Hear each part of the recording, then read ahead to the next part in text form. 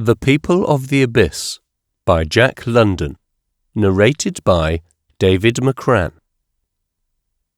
The chief priests and rulers cry, O Lord and Master, not ours the guilt. We build as our fathers built. Behold thine images, how they stand sovereign and sole through all our land. Our task is hard, with sword and flame, to thine earth forever the same, and with sharp crooks of steel to keep, still as thou leftest them thy sheep. Then Christ sought out an artisan, a low-browed, stunted, haggard man, and a motherless girl whose fingers thin crushed from her faintly wanton sin. These he set in the midst of them, and as they drew back their garment hem for fear of defilement, Lo here, said he, the images ye have made of me. James Russell Lowell. Preface. The experiences related in this volume fell to me in the summer of 1902. I went down into the underworld of London with an attitude of mind which I may best liken to that of the explorer. I was open to be convinced by the evidence of my eyes, rather than by the teachings of those who had not seen, or by the words of those who had seen and gone before. Further, I took with me certain simple criteria with which to measure the life of the underworld. That which made for more life, for physical and spiritual health, was good. That which made for less life, which hurt, and dwarfed, and distorted life, was bad. It will be readily apparent to the reader that I saw much that was bad. Yet it must not be forgotten that the time of which I write was considered good times in England. The starvation and lack of shelter I encountered constituted a chronic condition of misery, which is never wiped out, even in the periods of greatest prosperity.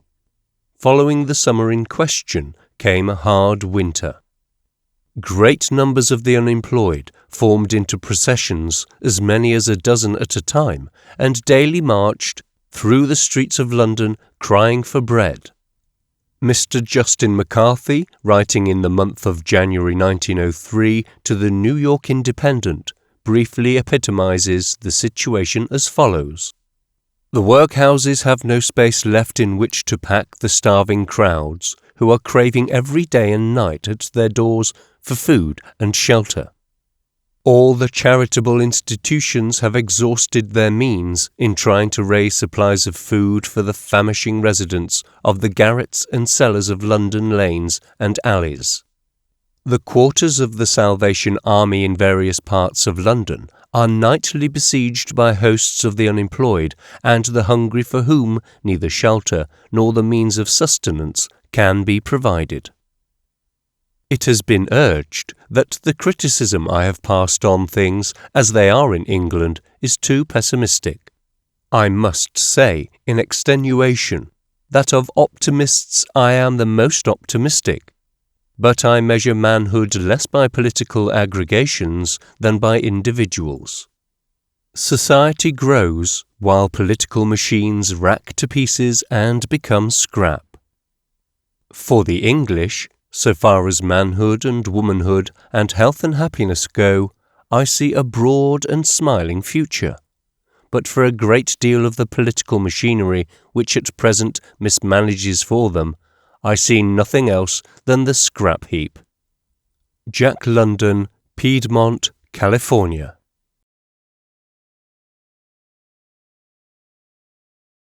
Chapter 1.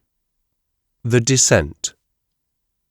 But you can't do it, you know, friends said, to whom I applied for assistance in the matter of sinking myself down into the East End of London. You had better see the police for a guide, they added, on second thought, painfully endeavouring to adjust themselves to the psychological process of a madman who had come to them with better credentials than brains. But I don't want to see the police, I protested. What I wish to do is to go down into the East End and see things for myself.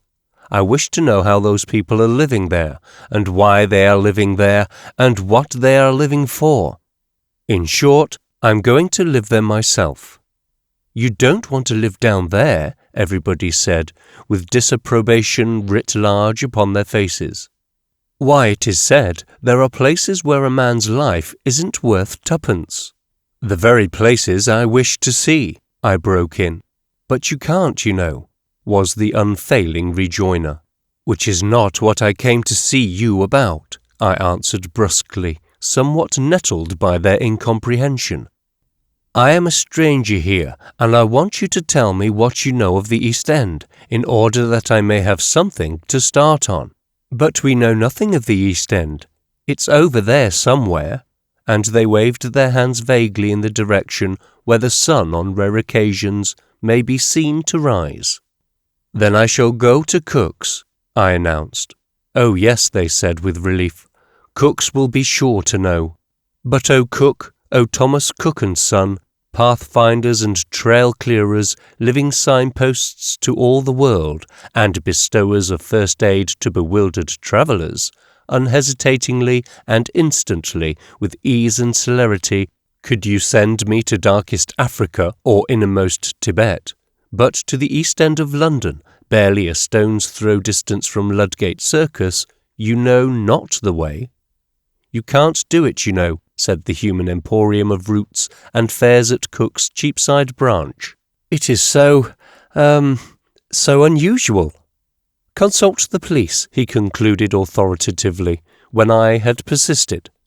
"We are not accustomed to taking travellers to the East End. We receive no call to take them there. And we know nothing whatsoever about the place at all." "Never mind that," I interposed, to save myself from being swept out of the office by his flood of negations. "Here's something that you can do for me. I wish you to understand in advance what I intend doing, so that in case of trouble you may be able to identify me." "Ah, I see. Should you be murdered, we would be in a position to identify the corpse." He said it so cheerfully and cold-bloodedly that on the instant I saw my stark and mutilated cadaver stretched upon a slab where cool waters trickle ceaselessly, and him I saw bending over and sadly and patiently identifying it as the body of the insane American who would see the East End. "No, no," I answered, "merely to identify me in case I get into a scrape with the bobbies." This last I said with a thrill. Truly, I was gripping hold of the vernacular. "That," he said, "is a matter for the consideration of the chief office. It is so unprecedented, you know," he added apologetically. The man at the chief office hemmed and hawed. "We make it a rule," he explained, "to give no information concerning our clients." "But in this case," I urged, "it is the client who requests you give the information concerning himself." Again he hemmed and hawed. "Of course," I hastily anticipated, "I know it is unprecedented, but—" "As I was about to remark," he went on steadily, "it is unprecedented, and I don't think we can do anything for you." However, I departed with the address of a detective who lived in the East End, and took my way to the American Consul General. And here, at last, I found a man with whom I could do business. There was no hemming and hawing, no lifted brows, open incredulity, or blank amazement. In 1 minute I explained myself and my project, which he accepted as a matter of course. In the second minute he asked my age, height, and weight, and looked over me. And in the third minute, as we shook hands at parting, he said, "All right, Jack, I'll remember you and keep track." I breathed a sigh of relief. Having burnt my ships behind me, I was now free to plunge into that human wilderness of which nobody seemed to know anything. But at once I encountered a new difficulty in the shape of my cabby, a grey-whiskered and eminently decorous personage who had imperturbably driven me for several hours about the city. "Drive me down the East End," I ordered, taking my seat. "Where, sir?" he demanded with frank surprise. "To the East End. Anywhere. Go on." The hansom pursued an aimless way for several minutes, then came to a puzzled stop. The aperture above my head was uncovered, and the cabman peered down perplexedly at me. "I say," he said, "what place you want to go?" "East End," I repeated. "Nowhere in particular, just drive me around anywhere." "But what's the address, sir?" "See here," I thundered, "drive me down to the East End at once." It was evident that he did not understand, but he withdrew his head and grumblingly started his horse. Nowhere in the streets of London may one escape the sight of abject poverty, while 5 minutes' walk from almost any point will bring one to a slum. But the region my hansom was now penetrating was one unending slum. The streets were filled with a new and different race of people, short of stature and of wretched or beer-sodden appearance. We rolled along through miles of bricks and squalor, and from each cross-street and alley flashed long vistas of bricks and misery. Here and there lurched a drunken man or woman, and the air was obscene with sounds of jangling and squabbling. At a market, tottery old men and women were searching in the garbage, thrown in the mud for rotten potatoes, beans and vegetables, while little children clustered like flies around a festering mass of fruit, thrusting their arms to the shoulders into the liquid corruption, and drawing forth morsels, but partially decayed, which they devoured on the spot. Not a hansom did I meet within all my drive, while mine was like an apparition from another and better world, the way the children ran after it and alongside. And as far as I could see were the solid walls of brick, the slimy pavements, and the screaming streets, and for the first time in my life the fear of the crowd smote me. It was like the fear of the sea, and the miserable multitudes, street upon street, seemed so many waves of a vast and malodorous sea, lapping about me and threatening to well up and over me. "Stepney, sir, Stepney Station," the cabby called down. I looked about. It was really a railroad station, and he had driven desperately to it as the one familiar spot he had ever heard of in all that wilderness. "Well," I said. He spluttered unintelligibly, shook his head, and looked very miserable. "I'm a stranger here," he managed to articulate, "and if you don't want Stepney Station, I'm blessed if you know what you do want." "I tell you what I want," I said. "You drive along and keep your eye out for a shop where old clothes are sold. Now, when you see such a shop, drive right on till you turn the corner, then stop and let me out." I could see that he was growing dubious of his fare, but not long afterwards he pulled up to the curb and informed me that an old clothes shop was to be found a bit of the way back. "Won't you pay me?" he pleaded. "There's 7 and 6 owing me." "Yes," I laughed, "and it would be the last I'd see of you." "Lord lummy, but it'll be the last I see of you if you don't pay me," he retorted. But a crowd of ragged onlookers had already gathered around the cab, and I laughed again and walked back to the old clothes shop. Here the chief difficulty was in making the shopman understand that I really and truly wanted old clothes. But after fruitless attempts to press upon me new and impossible coats and trousers, he began to bring to light heaps of old ones, looking mysterious the while and hinting darkly. This he did with the palpable intention of letting me know that he had piped my lay, in order to bulldoze me, through fear of exposure, into paying heavily for my purchases. A man in trouble, or a high-class criminal from across the water, was what he took my measure for, in either case a person anxious to avoid the police. But I disputed with him over the outrageous difference between prices and values, till I quite disabused him of the notion, and he settled down to drive a hard bargain with a hard customer. In the end I selected a pair of stout, though well-worn trousers, a frayed jacket with one remaining button, a pair of brogans which had plainly seen service where coal was shovelled, a thin leather belt, and a very dirty cloth cap. My underclothing and socks, however, were new and warm, but of the sort that any American waif down on his luck could acquire in the ordinary course of events. "I must say you're a sharp 'un," he said with counterfeit admiration, as I handed over the 10 shillings finally agreed upon for the outfit. "Blimey, if you ain't been up and down Petticoat Lane afore now.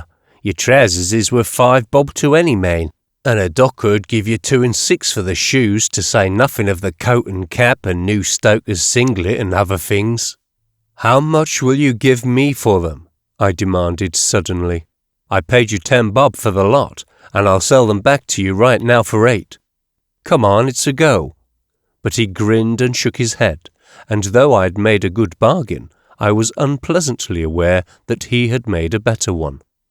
I found the cabby and a policeman with their heads together, but the latter, after looking me over sharply and particularly scrutinizing the bundle under my arm, turned away and left the cabby to wax mutinous by himself. And not a step would he budge till I paid him the 7 shillings and 6pence owing him, whereupon he was willing to drive me to the ends of the earth, apologizing profusely for his insistence and explaining that one ran across queer customers in London town. But he drove me only to Highbury Vale in North London, where my luggage was waiting for me.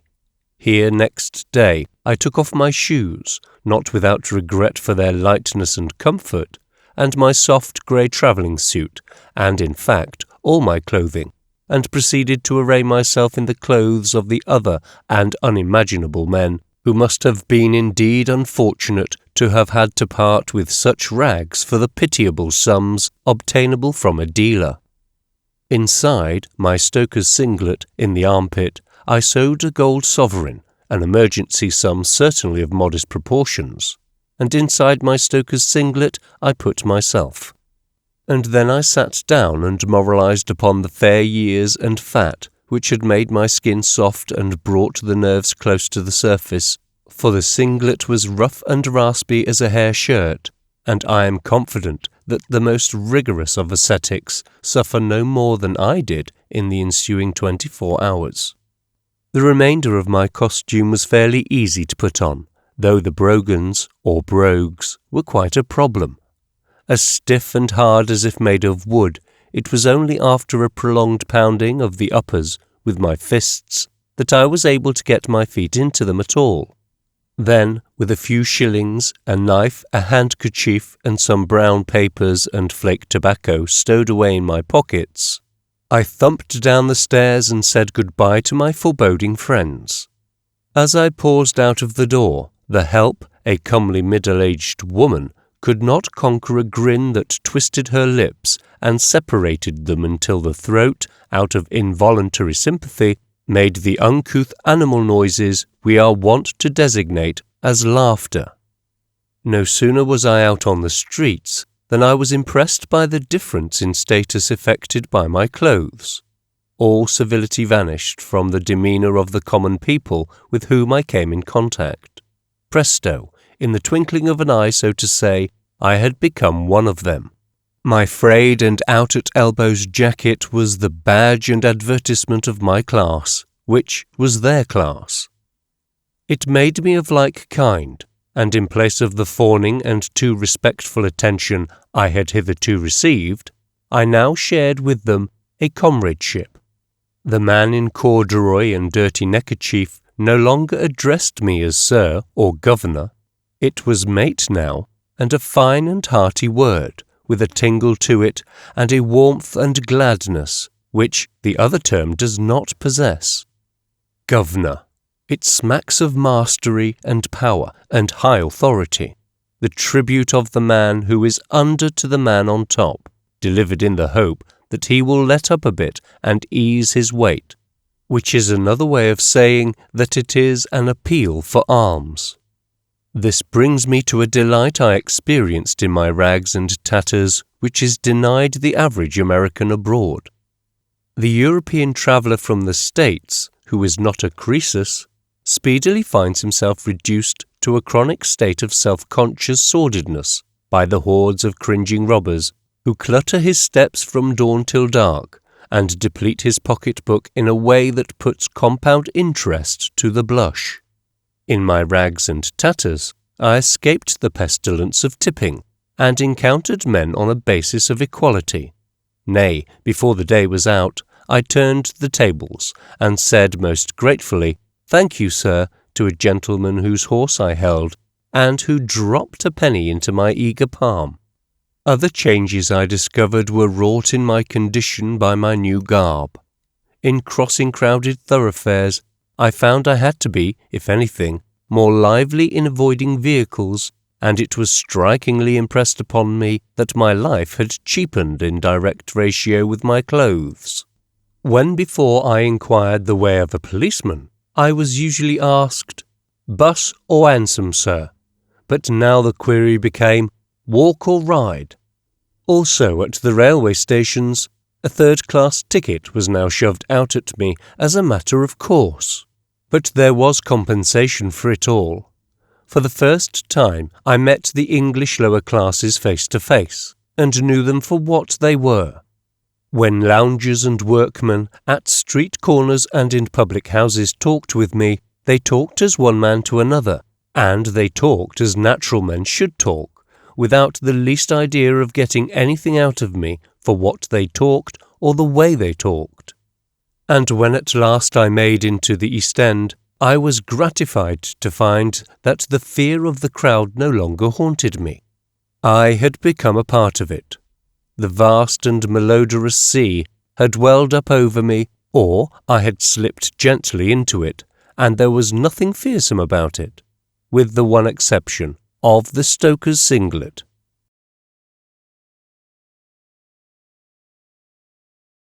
Chapter 2. Johnny Upright. I shall not give you the address of Johnny Upright. Let it suffice that he lives in the most respectable street in the East End, a street that would be considered very mean in America, but a veritable oasis in the desert of East London. It is surrounded on every side by close-packed squalor and streets jammed by a young and vile and dirty generation. But its own pavements are comparatively bare of the children who have no other place to play.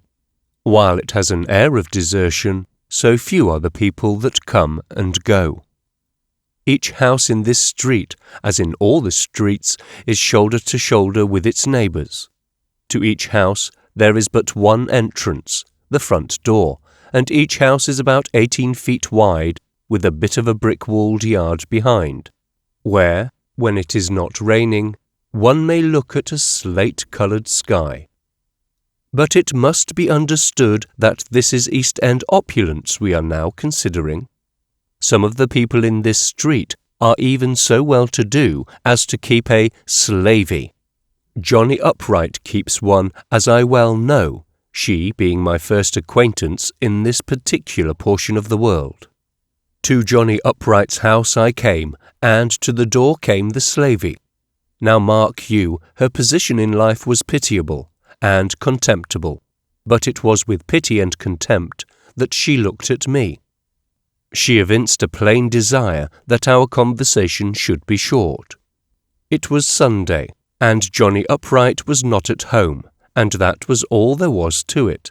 But I lingered, discussing whether or not it was all there was to it, till Mrs. Johnny Upright was attracted to the door, where she scolded the girl for not having closed it, before turning her attention to me. No, Mr. Johnny Upright was not at home, and further, she saw nobody on Sunday. It is too bad, said I. Was I looking for work? No, quite the contrary, in fact. I had come to see Johnny Upright on business which might be profitable to him. A change came over the face of things at once. The gentleman in question was at church, but would be home in an hour or thereabouts, when no doubt he could be seen. Would I kindly step in? No, the lady did not ask me, though I fished for an invitation by stating that I would go down to the corner and wait in a public house. And down to the corner I went, but it being church time, the pub was closed. A miserable drizzle was falling, and in lieu of better, I took a seat on a neighbourly doorstep and waited. And here to the doorstep came the slavey, very frowsy and very perplexed, to tell me that the missus would let me come back and wait in the kitchen. "So many people come here looking for work," Mrs. Johnny Upright apologetically explained, "so I hope you won't feel bad the way I spoke." "Not at all, not at all," I replied in my grandest manner, for the nonce investigating my rags with dignity. "I quite understand, I assure you. I suppose people looking for work almost worry you to death." "That they do," she answered, with an eloquent and expressive glance, and thereupon ushered me into, not the kitchen, but the dining room. A favour. I took it in recompense for my grand manner. This dining room, on the same floor as the kitchen, was about 4 feet below the level of the ground, and so dark, it was midday, that I had to wait a space for my eyes to adjust themselves to the gloom. Dirty light filtered in through a window, the top of which was on a level with a sidewalk, and in this light I found that I was able to read newspaper print. And here, while waiting the coming of Johnny Upright, let me explain my errand. While living, eating, and sleeping with the people of the East End, it was my intention to have a port of refuge, not too far distant, into which I could run now and again to assure myself that good clothes and cleanliness still existed. Also in such a port I could receive my mail, work up my notes, and sally forth occasionally in changed garb to civilization. But this involved a dilemma. A lodging where my property would be safe implied a landlady apt to be suspicious of a gentleman leading a double life, while a landlady who would not bother her head over the double life of her lodgers would imply lodgings where property was unsafe. To avoid the dilemma was what brought me to Johnny Upright, a detective of 30-odd years' continuous service in the East End, known far and wide by a name given him by a convicted felon in the dock.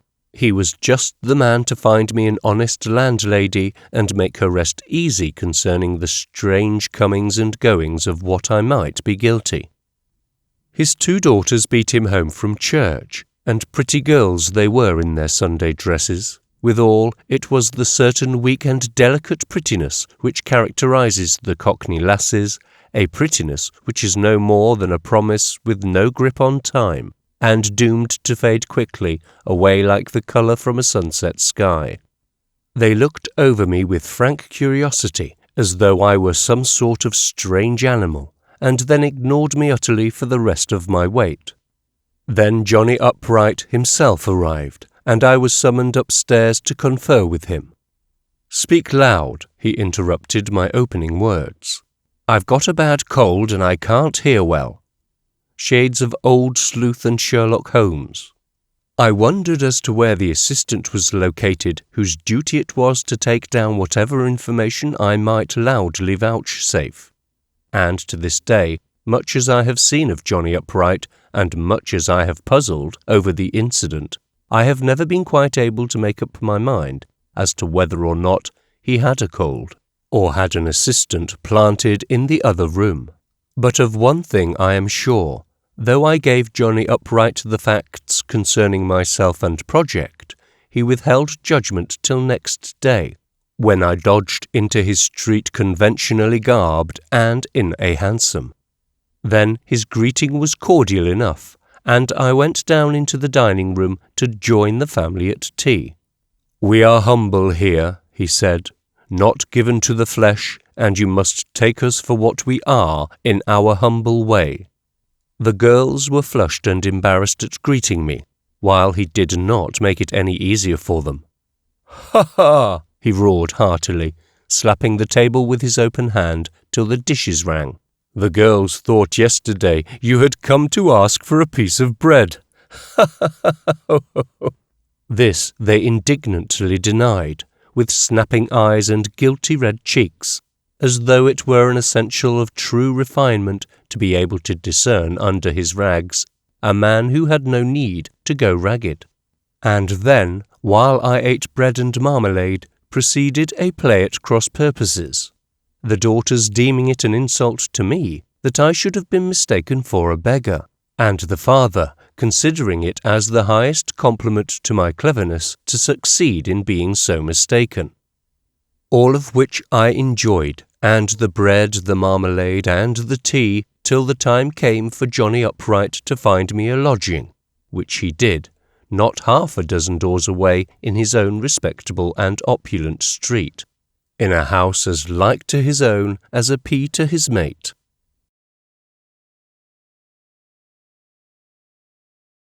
Chapter 3. My Lodging and Some Others. From an East London standpoint, the room I rented for 6 shillings, or $1.50 per week, was a most comfortable affair. From the American standpoint, on the other hand, it was rudely furnished, uncomfortable, and small. By the time I had added an ordinary typewriter table to its scanty furnishing, I was hard put to turn around. At the best, I managed to navigate it by a sort of vermicular progression, requiring great dexterity and presence of mind. Having settled myself, or my property rather, I put on my knockabout clothes and went out for a walk. Lodgings being fresh in my mind, I began to look them up, bearing in mind the hypothesis that I was a poor young man with a wife and large family. My first discovery was that empty houses were few and far between, so far between in fact that though I walked miles in irregular circles over a large area, I still remained between. Not one empty house could I find, a conclusive proof that the district was saturated. It being plain that as a poor young man with a family, I could rent no houses at all in this most undesirable region. I next looked for rooms, unfurnished rooms, in which I could store my wife and babies and chattels. There were not many, but I found them, usually in the singular, for one appears to be considered sufficient for a poor man's family in which to cook and eat and sleep. When I asked for 2 rooms, the sublettees looked at me very much in the manner, I imagine, that a certain personage looked at Oliver Twist when he asked for more. Not only was 1 room deemed sufficient for a poor man and his family, but I learned that many families, occupying single rooms, had so much space to spare as to be able to take in a lodger or 2. When such rooms can be rented for 3 to 6 shillings per week, it is a fair conclusion that a lodger, with references, should obtain floor space, say for 8 pence to a shilling. He may even be able to board with the sublettees for a few shillings more. This, however, I failed to inquire into, a reprehensible error on my part, considering that I was working on the basis of a hypothetical family. Not only did the houses I investigated have no bathtubs, but I learnt that there were no bathtubs in all the thousands of houses I had seen.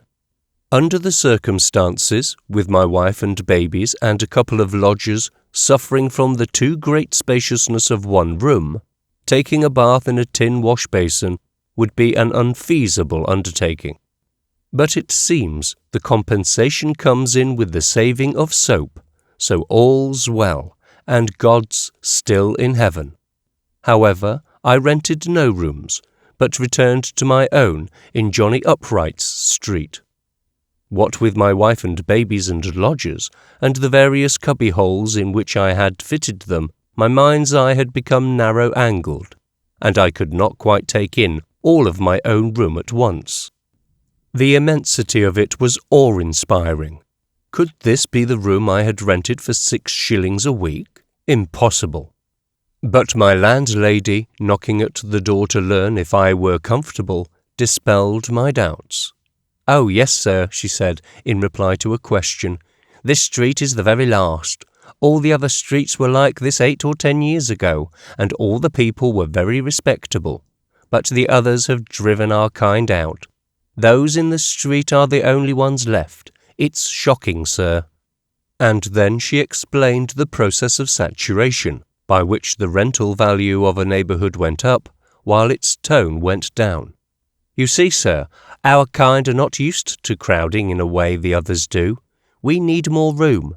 The others, the foreigners and lower-class people, can get 5 and 6 families into this house, where we only get 1. So they can pay more rent for the house than we can afford.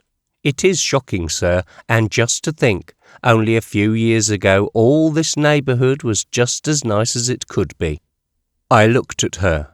Here was a woman of the finest grade of the English working class, with numerous evidences of refinement, being slowly engulfed by that noisome and rotten tide of humanity which the powers that be are pouring eastward out of London town.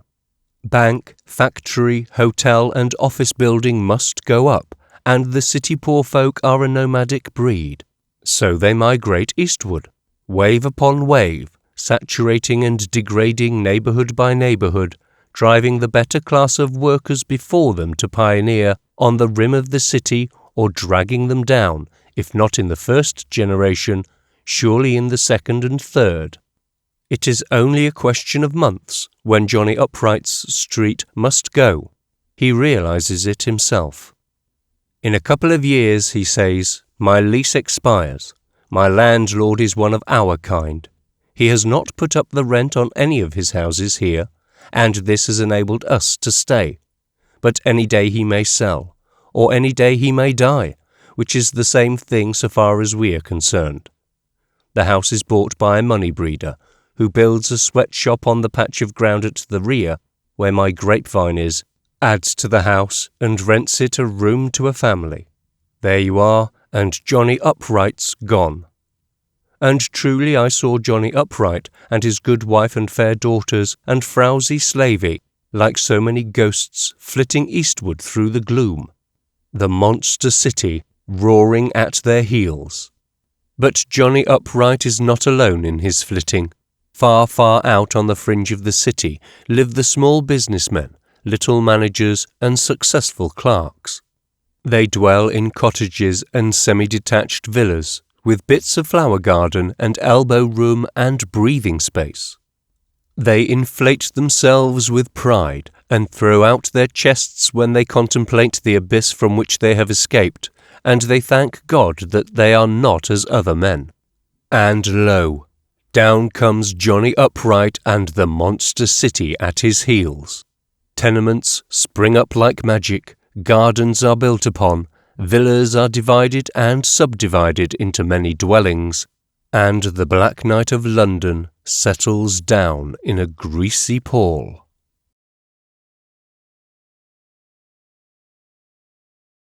Chapter 4. A Man and the Abyss. "I say, can you let a lodging?"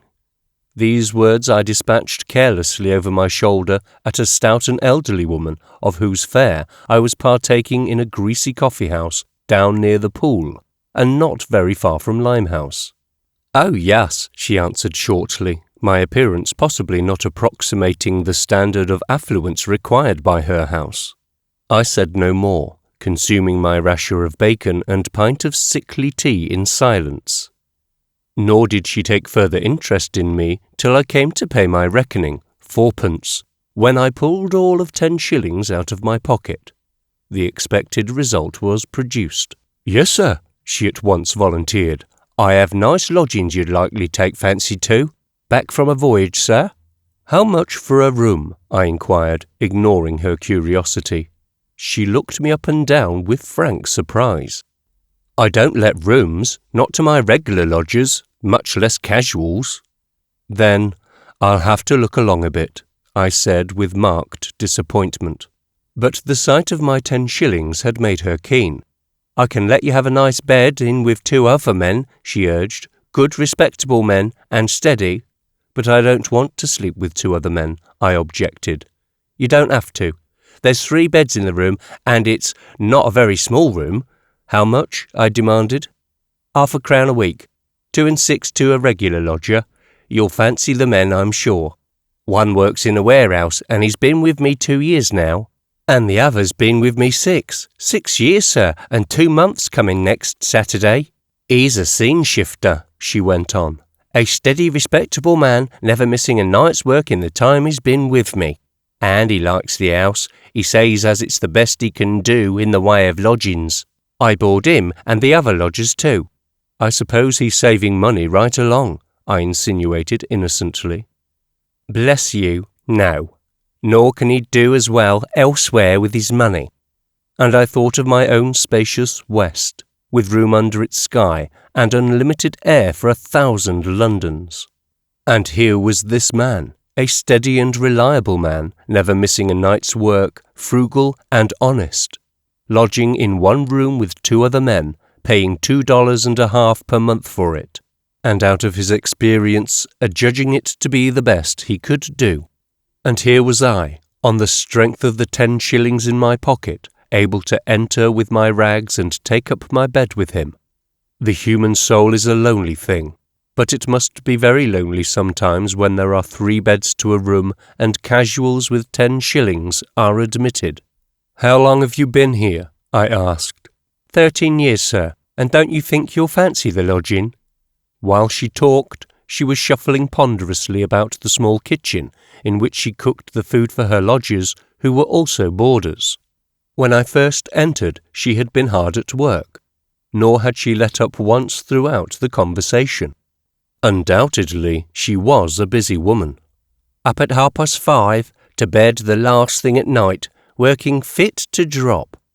13 years of it, and for reward, grey hairs, frowsy clothes, stooped shoulders, slatternly figure, unending toil in a foul and noisome coffee-house that faced on an alley 10 feet between the walls and a waterside environment that was ugly and sickening, to say the least.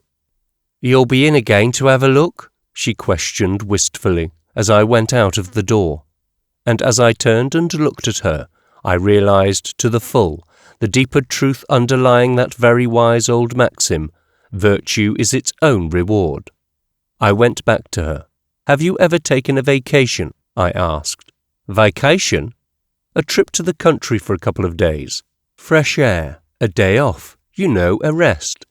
"Lor' lummy," she laughed, for the first time stopping from her work.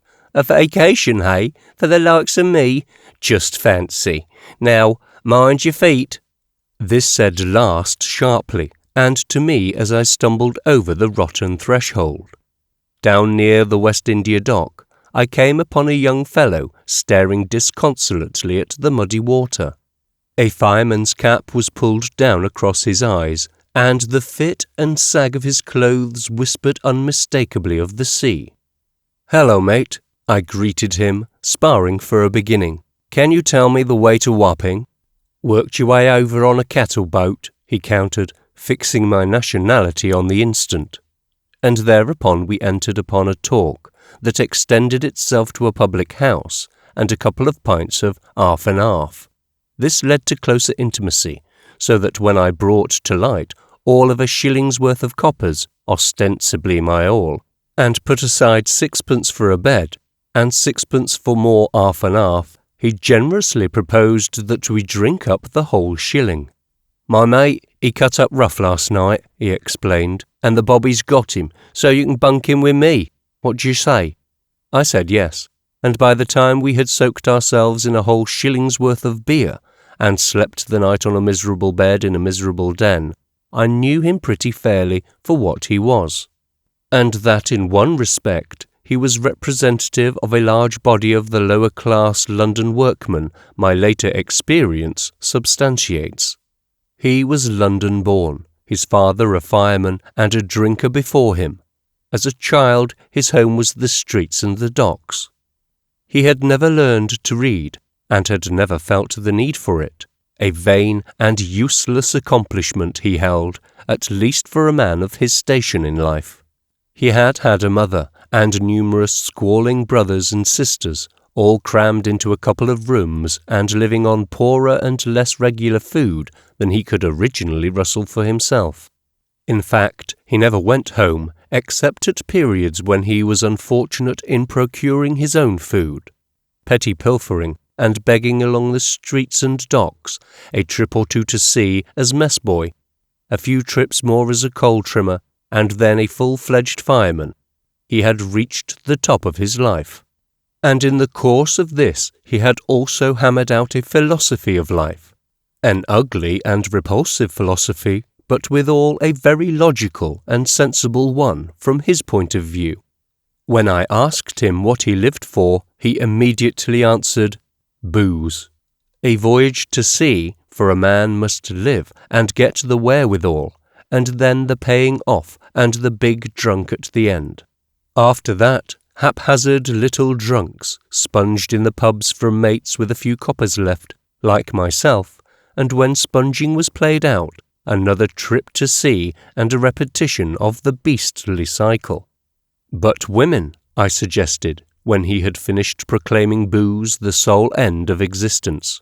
"Women," he thumped his pot upon the bar and orated eloquently. "Women is a thing my education has learnt me to let alone. It don't pay, matey, it don't pay. What's a man like me want of women, eh? Just you tell me. There's my ma, she was enough a-banging the kids about and making the old man miserable when he came home, which was seldom, I grant. And for why? Because of ma. She didn't make his home happy, that was why. Then there's the other women. How do they treat a poor stoker with a few shillings in his trousers? A good drunk is what he's got in his pockets, a good long drunk, and the women skim him out of his money so quick he ain't hardly a glass. I know, I've had my fling, and I know what's what, and I tell you, where's women is trouble, screeching and carrying on, fighting, cutting, bobbies, magistrates, and a month's hard labour back of it all, and no payday when you come out." "But a wife and children," I insisted. "A home of your own and all that. Think of it, back from a voyage, little children climbing on your knee, and the wife happy and smiling, and a kiss for you when she lays the table, and a kiss all round from the babies when they go to bed, and the kettle singing, and the long talk afterwards of where you've been and what you've seen, and of her and all the little happenings at home while you've been away, and—" "Go on," he cried, with a playful shove of his fist on my shoulder. "What's your game, eh? A missus, kissing, and kids climbing, and a kettle singing, all on £4.10 a month when you've a ship, and 4 nothing when you haven't? I tell you what I'd get on £4.10. A missus rowing, kids squalling, no coal to make the kettle sing, and the kettle up the spout, that's what I'd get. Enough to make a bloke blooming well glad to be back to sea. A missus? What for? To make you miserable? Kids? Just take my counsel, matey, and don't have 'em. Look at me. I can have a beer when I like, and no blessed missus and kids are crying for bread. I'm happy, I am, with my beer and mates like you, and a good ship coming and another trip to sea. So I say, let's have another pint. Half and half's good enough for me." Without going further with the speech of this young fellow of 22, I think I have sufficiently indicated his philosophy of life and the underlying economic reason for it. Home life he had never known. The word home aroused nothing but unpleasant associations. In the low wages of his father and of the other men in the same walk in life, he found sufficient reason for branding wife and children as encumbrances and causes of masculine misery. An unconscious hedonist, utterly unmoral and materialistic, he sought the greatest possible happiness for himself and found it in drink. A young sot, a premature wreck, physical inability to do a stoker's work, the gutter or the workhouse, and the end. He saw it all as clearly as I, but it held no terrors for him.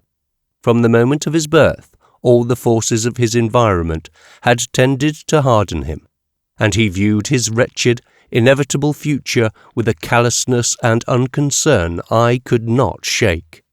And yet he was not a bad man. He was not inherently vicious and brutal. He had normal mentality and a more than average physique. His eyes were blue and round, shaded by long lashes and wide apart, and there was a laugh in them, and a fund of humour behind. The brow and general features were good, the mouth and lips sweet, though already developing a harsh twist.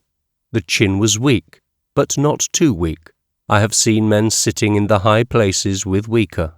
His head was shapely, and so gracefully was it poised upon a perfect neck that I was not surprised by his body that night when he stripped for bed. I have seen many men strip, in gymnasium and training quarters, men of good blood and upbringing, but I have never seen one who stripped to better advantage than this young sot of 22, this young god doomed to rack and ruin in 4 or 5 short years, and to pass hence without prosperity to receive the splendid heritage it was his to bequeath. It seemed sacrilege to waste such life, and yet I was forced to confess that he was right in not marrying on £4.10 in London town. Just as the scene shifter was happier in making both ends meet in a room shared with 2 other men than he would have been had he packed a feeble family along with a couple of men into a cheaper room and failed in making both ends meet. And day by day I became convinced that not only is it unwise, but it is criminal for the people of the abyss to marry. They are the stones by the builder rejected. There is no place for them in the social fabric, while all the forces of society drive them downward till they perish. At the bottom of the abyss, they are feeble, besotted, and imbecile. If they reproduce, the life is so cheap that perforce it perishes of itself. The work of the world goes on above them, and they do not care to take part in it, nor are they able. Moreover, the work of the world does not need them. There are plenty, far fitter than they, clinging to the steep slope above, and struggling frantically to slide no more. In short, the London abyss is a vast shambles. Year by year, and decade after decade, rural England pours in a flood of vigorous strong life. That not only does it not renew itself, but perishes by the 3rd generation. Competent authorities aver that London workmen whose parents and grandparents were born in London is so remarkable a specimen that he is rarely found. Mr. A.C.P. Jew has said that the aged poor and the residuum which compose the submerged tenth constitute 71% of the population of London, which is to say that last year and yesterday and today, at this very moment, 450,000 of these creatures are dying miserably at the bottom of the social pit called London. As to how they die, I shall take an instance from this morning's paper. Self-neglect. Yesterday Dr. Wynne Westcott held an inquest at Shoreditch respecting the death of Elizabeth Cruse, aged 77, of 32 East Street, Holborn, who died on Wednesday last. Alice Matheson stated that she was landlady of the house where the deceased lived. Witness last saw her alive on the previous Monday. She lived quite alone. Mr. Francis Birch, relieving officer for the Holborn district, stated that the deceased had occupied the room in question for 35 years. When the witness was called, on the 1st, he found the old woman in a terrible state, and the ambulance and coachman had to be disinfected after the removal. Dr. Chase Fennell said death was due to blood poisoning from bed sores due to self-neglect and filthy surroundings, and the jury returned a verdict to that effect. The most startling thing about this little incident of a woman's death is the smug complacency with which the officials looked upon it and rendered judgment. That an old woman of 77 years of age should die of self-neglect is the most optimistic way possible of looking at it. It was the old dead woman's fault that she died, and having located the responsibility, society goes contentedly on about its own affairs. Of the submerged tenth, Mr. P. Jew has said, either through lack of bodily strength, or of intelligence, or of fibre, or of all three, they are inefficient or unwilling workers and consequently unable to support themselves. They are often so degraded in intellect as to be incapable of distinguishing their right from their left hand, or of recognizing the numbers of their own houses. Their bodies are feeble, and without stamina their affections are warped, and they scarcely know what family life means. 450,000 is a whole lot of people. The young fireman was only one, and it took him some time to say his little say. I should not like to hear them all talk at once. I wonder if God hears them.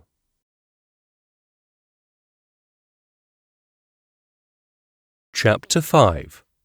Those on the Edge. My first impression of East London was naturally a general one. Later the details began to appear, and here and there in the chaos of misery I found little spots where a fair measure of happiness reigned. Sometimes whole rows of houses in little out-of-the-way streets, where artisans dwell and where a rude sort of family life obtains. In the evenings, the men can be seen at the doors, pipes in their mouths, and children on their knees, wives gossiping, and laughter and fun going on. The content of these people is manifestly great, for relative to the wretchedness that encompasses them, they are well off. But at the best, it is a dull animal happiness, the content of the full belly. The dominant note of their lives is materialistic, that they are stupid and heavy without imagination. The abyss seems to exude a stupefying atmosphere of torpor, which wraps about them and deadens them. Religion passes them by. The unseen holds for them neither terror nor delight. They are unaware of the unseen, and the full belly and the evening pipe, with their regular arf and arf, is all they demand, or dream of demanding, from existence. This would be not so bad if it were all, but it is not all. The satisfied torpor in which they are sunk is the deadly inertia that precedes dissolution. There is no progress, and with them not to progress is to fall back and into the abyss. In their own lives they may only start to fall, leaving the fall to be completed by their children and their children's children. Man always gets less than he demands from life, and so little do they demand, that the less than little they get cannot save them. At the best, city life is an unnatural life for the human, but the city life of London is so utterly unnatural that the average workman or workwoman cannot stand it. Mind and body are sapped by the undermining influences ceaselessly at work. Moral and physical stamina are broken, and the good workman, fresh from the soil, becomes in the first city generation a poor workman, and by the second city generation, devoid of push and go and initiative, and actually unable physically to perform the labour his father did, he is well on the way to the shambles at the bottom of the abyss. If nothing else, the air he breathes, and from which he never escapes, is sufficient to weaken him mentally and physically, so that he becomes unable to compete with the fresh virile life from the country hastening on to London town to destroy and be destroyed. Leaving out the disease germs that fill the air of the East End, consider but one item of smoke. Sir William Thistleton Dyer, curator of Kew Gardens, has been studying smoke deposits on vegetation, and, according to his calculations, no less than 6 tons of solid matter, consisting of soot and tarry hydrocarbons, are deposited every week on every quarter of a square mile in and about London. This is equivalent to 24 tons per week to the square mile, or 1,248 tons per year to the square mile. From the cornice below the dome of St. Paul's Cathedral was recently taken a solid deposit of crystallized sulfate of lime. This deposit had been formed by the action of the sulfuric acid in the atmosphere upon the carbonate of lime in the stone, and this sulfuric acid in the atmosphere is constantly being breathed by the London workmen through all the days and nights of their lives. It is incontrovertible that the children grow up into rotten adults, without virility or stamina, a weak-kneed, narrow-chested, listless breed that crumples up and goes down in the brute struggle for life with the invading hordes from the country. The railwaymen, carriers, omnibus drivers, corn and timber porters, and all those who require physical stamina are largely drawn from the country, while in the Metropolitan Police there are roughly 12,000 country-born as against 3,000 London-born. So one is forced to conclude that the abyss is literally a huge man-killing machine, and when I pass along the little out-of-the-way streets with the full-bellied artisans at the doors, I am aware of a greater sorrow for them than for the 450,000 lost and hopeless wretches dying at the bottom of the pit. They, at least, are dying. That is the point, while these have yet to go through the slow and preliminary pangs extending through 2 and even 3 generations. And yet the quality of life is good. All human potentialities are in it. Given proper conditions, it could live through the centuries, and great men, heroes and masters spring from it and make the world better by having lived. I talked with a woman who was representative of that type which has been jerked out of its little out-of-the-way streets and has started on the fatal fall to the bottom. Her husband was a fitter and a member of the Engineers' Union. That he was a poor engineer was evidenced by his inability to get regular employment. He did not have the energy and enterprise necessary to obtain or hold a steady position. The pair had 2 daughters, and the 4 of them lived in a couple of holes called rooms by courtesy, for which they paid 7 shillings per week. They possessed no stove, managing their cooking on a single gas ring in the fireplace. Not being persons of property, they were unable to obtain an unlimited supply of gas, but a clever machine had been installed for their benefit. By dropping a penny in the slot, the gas was forthcoming, and when a penny's worth had forthcome, the supply was automatically shut off. "A penny gone in no time," she explained, "and the cooking not half done." Incipient starvation had been their portion for years. Month in and month out, they had arisen from the table, able and willing to eat more. And when once on the downward slope, chronic innutrition is an important factor in sapping vitality and hastening the descent. Yet, this woman was a hard worker. From 4:30 in the morning to the last light at night, she said she had toiled at making cloth dress skirts, lined up with 2 flounces for 7 shillings a dozen. Cloth dress skirts, mark you, lined up with 2 flounces for 7 shillings a dozen. This is equal to $1.75 per dozen, or 14.75 cents per skirt. The husband, in order to obtain employment, had to belong to the union, which collected 1 shilling and 6pence from him each week. Also, when strikes were afoot, and he had chanced to be working, he had at times been compelled to pay as high as 17 shillings into the union's coffers for the relief fund. One daughter, the elder, had worked as a green hand for a dressmaker for 1 shilling and 6pence per week, 37.5 cents per week, or a fraction over 5 cents per day. However, when the slack season came, she was discharged, though she had been taken on such a low pay with the understanding that she was to learn the trade and work up.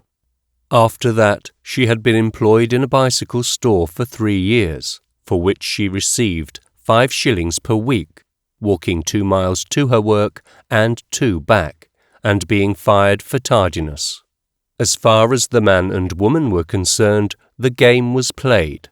They had lost handhold and foothold, and were falling into the pit. But what of the daughters?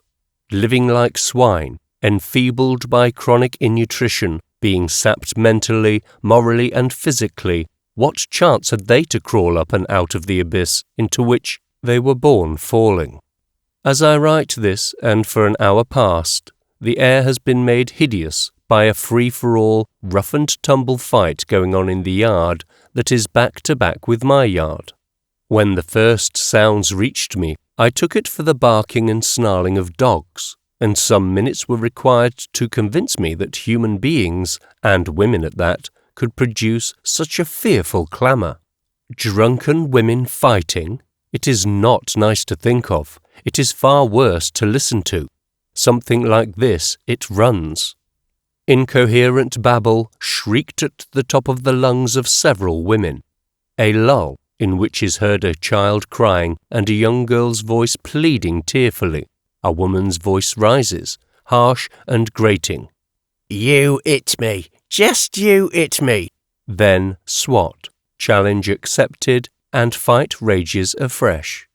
The back windows of the houses commanding the scene are lined with enthusiastic spectators, and the sound of blows and of oaths that make one's blood run cold are borne to my ears. Happily, I cannot see the combatants. A lull. "You let that child alone." Child, evidently of few years, screaming in downright terror. "All right," repeated insistently at the top pitch 20 times, straight running. "You'll get this rock on your head," and then the rock, evidently on the head from the shriek that goes up. A lull. Apparently one combatant temporarily disabled and being resuscitated. Child's voice audible again, but now sunk to a lower note of terror and growing exhaustion. Voices begin to go up the scale, something like this. "Yes, yes, yes, yes, yes, yes, yes, yes." Sufficient affirmation on both sides, conflict again precipitated. One combatant gets overwhelming advantage and follows it up from the way the other combatant screams bloody murder. Bloody murder gurgles and dies out, undoubtedly throttled by a stranglehold. Entrance of new voices. A flank attack. Stranglehold suddenly broken from the way bloody murder goes up half an octave higher than before. General hullabaloo. Everybody fighting. Lull. New voice. Young girls. "I'm going to take my mother's part." Dialogue repeated about 5 times. "I'll do as I like, blankety blank blank. I'd like to see blankety blank blank." Renewed conflict, mothers, daughters, everybody, during which my landlady calls her young daughter in from the back steps, while I wonder what will be the effect of all that she has heard upon her moral fibre.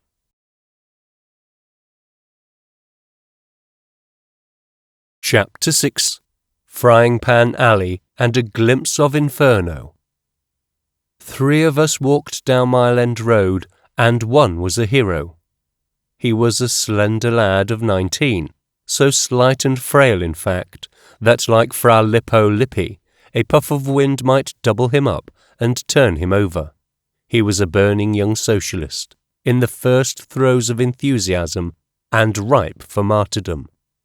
As a platform speaker or chairman, he had taken an active and dangerous part in the many indoor and outdoor pro-Boer meetings which have vexed the serenity of merry England these several years back. Little items he had been imparting to me as he walked along, of being mobbed in parks and on tramcars, of climbing on the platform to lead the forlorn hope, when brother speaker after brother speaker had been dragged down by the angry crowd and cruelly beaten, of a siege in a church, where he and 3 others had taken sanctuary, and where amid flying missiles and the crashing of stained glass, they had fought off the mob till rescued by platoons of constables, of pitched and giddy battles on stairways, galleries and balconies, of smashed windows, collapsed stairways, wrecked lecture halls, and broken heads and bones. And then, with a regretful sigh, he looked at me and said, "How I envy you big strong men. I'm such a little mite, I can't do much when it comes to fighting." And I, walking head and shoulders above my 2 companions, remembered my own husky West, and the stalwart men it had been my custom, in turn, to envy there.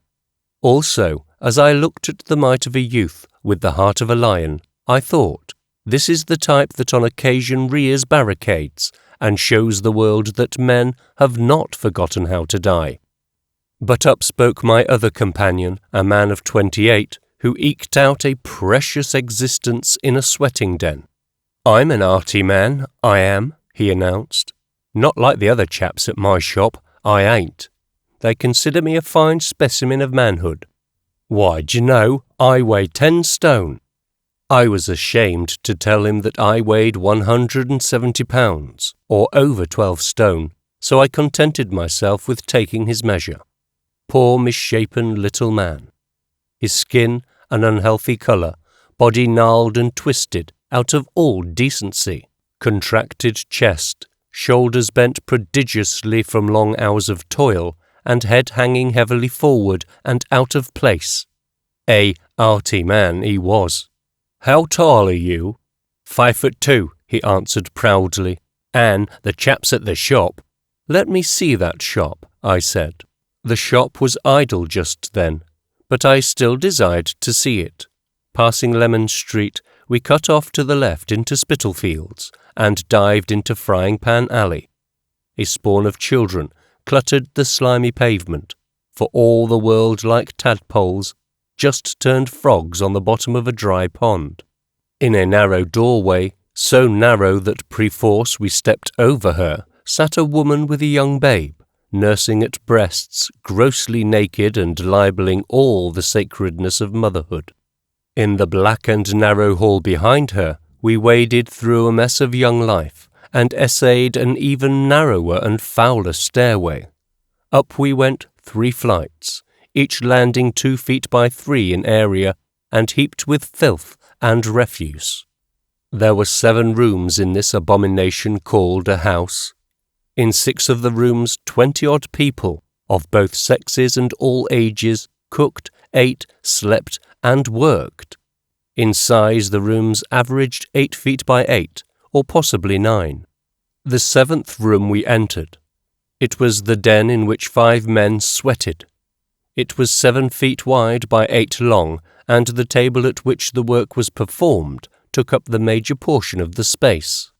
On this table were 5 lasts, and there was barely room for the men to stand to their work, for the rest of the space was heaped with cardboard, leather, bundles of shoe uppers, and a miscellaneous assortment of materials used in attaching the uppers of shoes to their soles. In the adjoining room lived a woman and 6 children. In another vile hole lived a widow, with an only son of 16 who was dying of consumption. The woman hawked sweetmeats on the street, I was told, and more often failed than not to supply her son with the 3 quarts of milk he daily required. Further, this son, weak and dying, did not taste meat oftener than once a week, and the kind and quality of this meat cannot possibly be imagined by people who have never watched human swine eat. "The way he coughs is something terrible," volunteered my sweated friend, referring to the dying boy. "We hear him here while we're working, and it's terrible, I say, terrible." And what of the coughing and the sweetmeats? I found another menace added to the hostile environment of the children of the slum. My sweated friend, when work was to be had, toiled with 4 other men in this 8 by 7 room. In the winter, a lamp burned nearly all the day and added its fumes to the overloaded air, which was breathed and breathed and breathed again. In good times, when there was a rush of work, this man told me that he could earn as high as 30 bob a week, 30 shillings, $7.50. "But it's only the best of us can do it," he qualified. "And then we work 12, 13 and 14 hours a day, just as fast as we can. And you should see us sweat, just running from us. If you could see us, it'd dazzle your eyes. Tacks flying out of mouth like from a machine. Look at my mouth." I looked. The teeth were worn down by the constant friction of the metal brads, while they were coal-black and rotten. "I clean my teeth," he added, "else they'd be worse." After he had told me that the workers had to furnish their own tools, brads, grindery, cardboard, rent, light, and what not, It was plain that his 30 bob was a diminishing quantity. But how long does the rush season last, in which you receive this high wage of 30 bob? I asked. 4 months, was the answer, and for the rest of the year he informed me they average from half a quid to a quid a week, which is the equivalent to from $2.50 to $5. The present week was half gone, and he had earned 4 bob, or $1. And yet I was given to understand that this was one of the better grades of sweating. I looked out of the window, which should have commanded the backyards of the neighbouring buildings, but there was no backyards, or rather, they were covered with one-storey hovels, cowsheds in which people lived. The roofs of these hovels were covered with deposits of filth, in some places a couple of feet deep, the contributions from the back windows of the second and third stories. I could make out fish and meat bones, garbage, pestilential rags, old boots, broken earthenware, and all the general refuse of a human sty.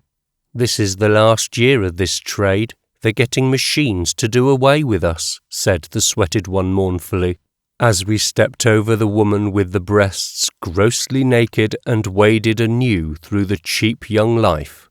We next visited the municipal dwellings erected by the London County Council on the site of the slums where lived Arthur Morrison's Child of the Jago. While the buildings housed more people than before, it was much healthier. But the dwellings were inhabited by the better class workmen and artisans. The slum people had simply drifted on to crowd other slums or to form new slums. And now, said the sweated one, the arty man who worked so fast as to dazzle one's eyes, I'll show you one of London's lungs. This is Spittlefield's garden, and he mouthed the word garden with scorn. The shadow of Christ's church falls across Spittlefield's garden, and in the shadow of Christ's church, at 3 o'clock in the afternoon, I saw a sight I never wish to see again. There are no flowers in this garden, which is smaller than my own rose garden at home. Grass only grows here, and it is surrounded by a sharp-spiked iron fencing, as are all the parks of London town, so that homeless men and women may not come in at night and sleep upon it. As we entered the garden, an old woman between 50 and 60 passed us, striding with sturdy intention, if somewhat rickety action, with 2 bulky bundles, covered with sacking, slung fore and aft upon her. She was a woman tramp, a houseless soul, too independent to drag her failing carcass through the workhouse door. Like the snail, she carried her home with her. In the 2 sacking-covered bundles were her household goods, her wardrobe, linen, and dear feminine possessions. We went up the narrow gravelled walk. On the benches on either side arrayed a mass of miserable and distorted humanity, the sight of which would have impelled Doré to more diabolical flights of fancy than he ever succeeded in achieving. It was a welter of rags and filth, of all manner of loathsome skin diseases, open sores, bruises, grossness, indecency, leering monstrosities and bestial faces. A chill raw wind was blowing, and these creatures huddled there in their rags, sleeping for the most part, or trying to sleep. Here were a dozen women, ranging in age from 20 years to 70. Next, a babe, possibly of 9 months, lying asleep flat on the hard bench, with neither pillow nor covering, nor with anyone looking after it. Next, 6 men, sleeping bolt upright or leaning against one another in their sleep. In one place, a family group, a child asleep in its sleeping mother's arms, and the husband, or male mate, clumsily mending a dilapidated shoe. On another bench, a woman trimming the frayed strips of her rags with a knife, and another woman with thread and needle sewing up rents. Adjoining, a man holding a sleeping woman in his arms. Further on, a man, his clothing caked with gutter mud, asleep with his head in the lap of a woman, not more than 25 years old, and also asleep. It was this sleeping that puzzled me. Why were 9 out of 10 of them asleep or trying to sleep? But it was not till afterwards that I learned. It is a law of the powers that be that the homeless shall not sleep by night. On the pavement by the portico of Christ's church, where the stone pillars rise toward the sky in a stately row, were whole rows of men lying asleep or drowsing, and all too deep sunk in torpor to rouse or be made curious by our intrusion. A lung of London, I said, nay, an abscess, a great protrusant sore. Oh, why did you bring me here? Demanded the burning young socialist, his delicate face white with sickness of soul and stomach sickness. Those women there, said our guide, will sell themselves for 3 or 2, or a loaf of stale bread. He said it with a cheerful sneer. But what more he might have said I do not know, for the sick man cried, "For heaven's sake, let us get out of this."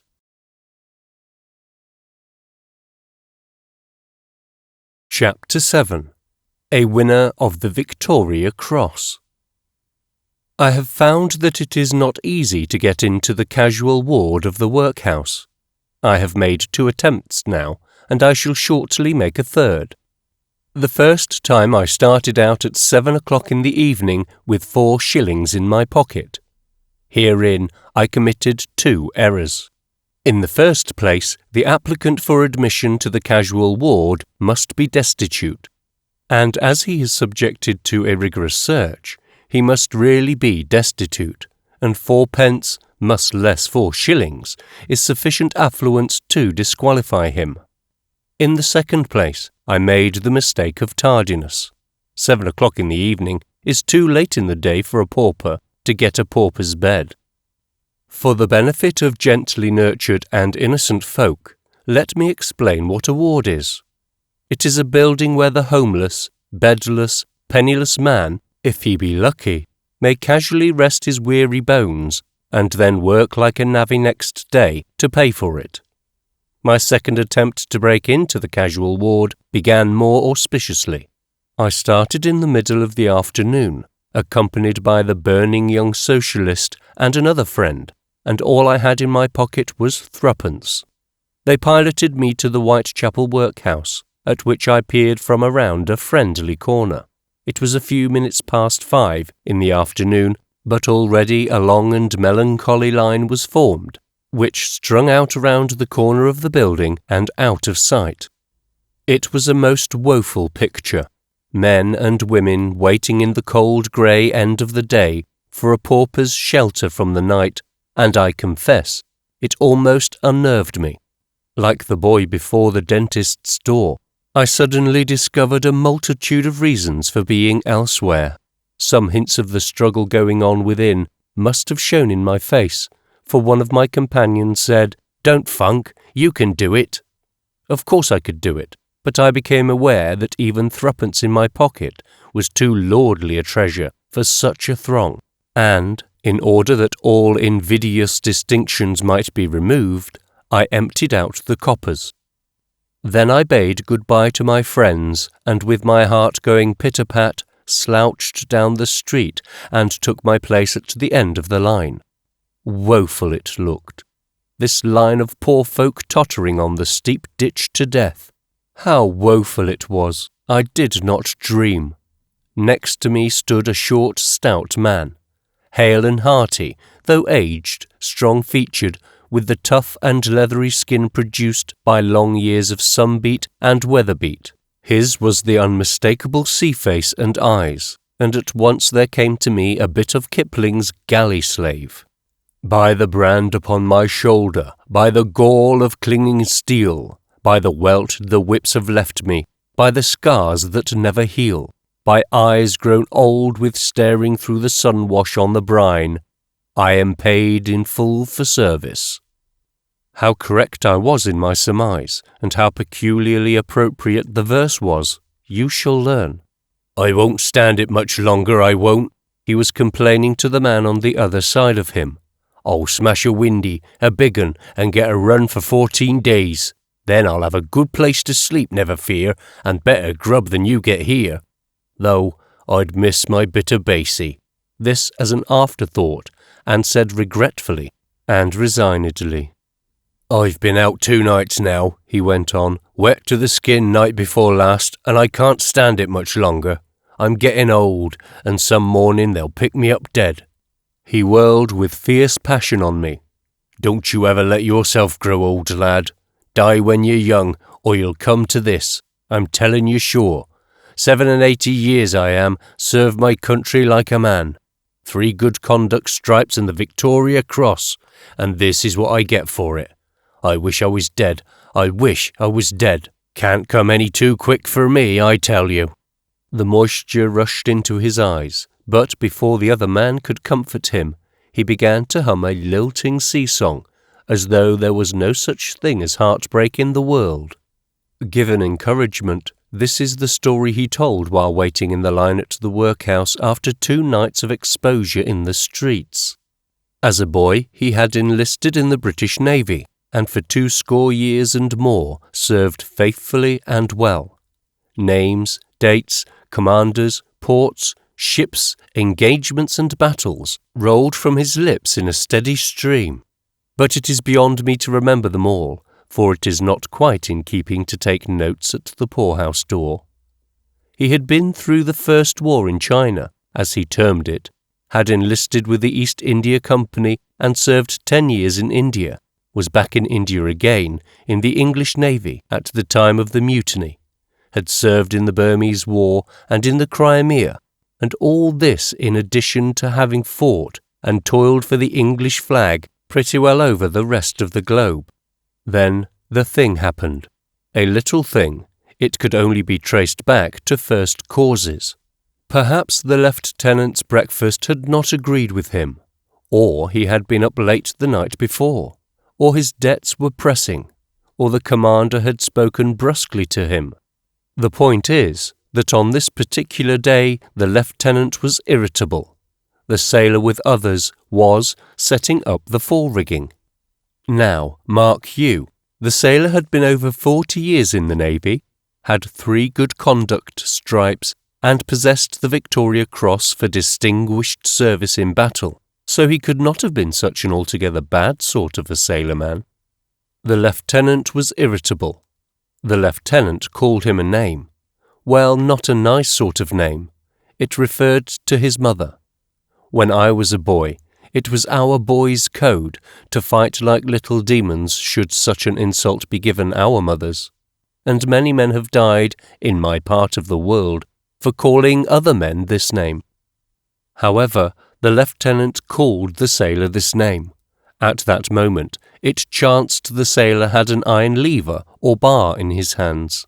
He promptly struck the lieutenant over the head with it, knocking him out of the rigging and overboard. And then, in the man's own words, I saw what I'd done. I knew the regulations, and I said to myself, it's all up with you, Jack, my boy, so here goes. And I jumped over after him, my mind made up to drown us both. And I'd have done it too, only the pinnacle from the flagship was just coming alongside. Up we came to the top, me a hold of him and punching him. This was what settled for me.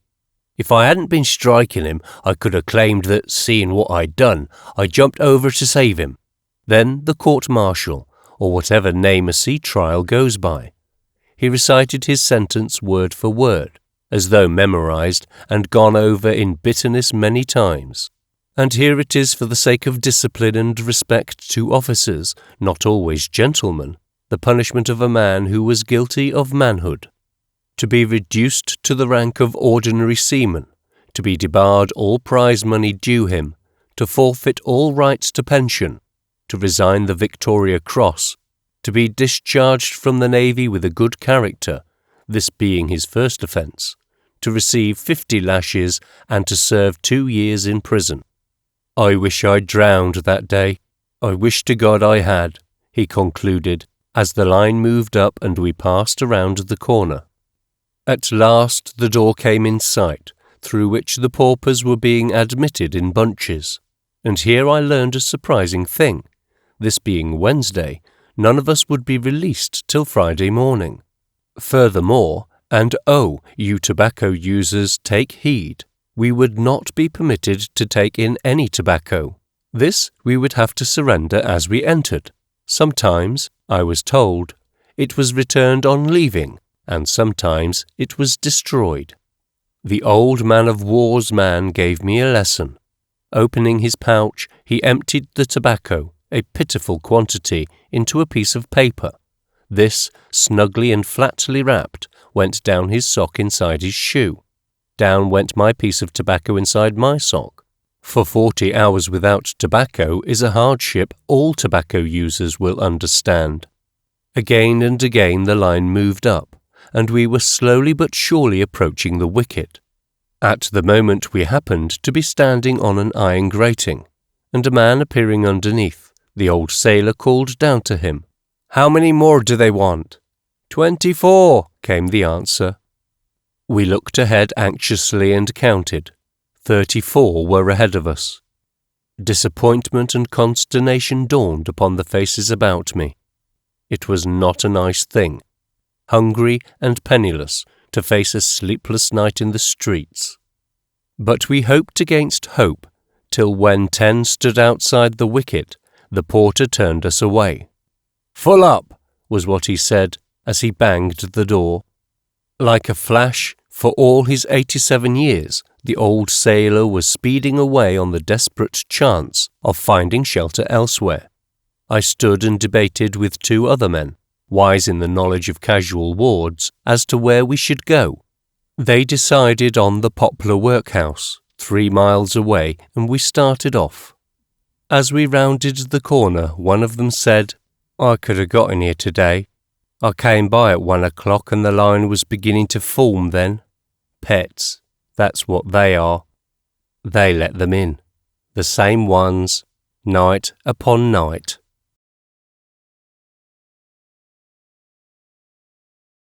Chapter 8. The Carter and the Carpenter. The Carter, with his clean-cut face, chin-beard and shaved upper lip, I should have taken in the United States for anything from a master workman to a well-to-do farmer. The Carpenter, well, I should have taken him for a carpenter. He looked it, lean and wiry, with shrewd observant eyes, and hands that had grown twisted to the handles of tools through 47 years' work at the trade. The chief difficulty with these men were that they were old, and that their children, instead of growing up to take care of them, had died. Their years had told on them, and they had been forced out of the whirl of industry by their younger and stronger competitors who had taken their places. These 2 men, turned away from the casual ward of Whitechapel Workhouse, were bound with me for Poplar Workhouse. Not much of a show, they thought, but to chance it was all that remained to us. It was Poplar or the streets and night. Both men were anxious for a bed, for they were about gone, as they phrased it. The Carter, 58 years of age, had spent the last 3 nights without shelter or sleep, while the Carpenter, 65 years of age, had been out 5 nights. But, oh dear soft people, full of meat and blood, with white beds and airy rooms waiting for you each night, how can I make you know what it is to suffer as you would suffer if you spent a weary night on London streets? Believe me, you would think 1,000 centuries had come and gone before the east paled into dawn.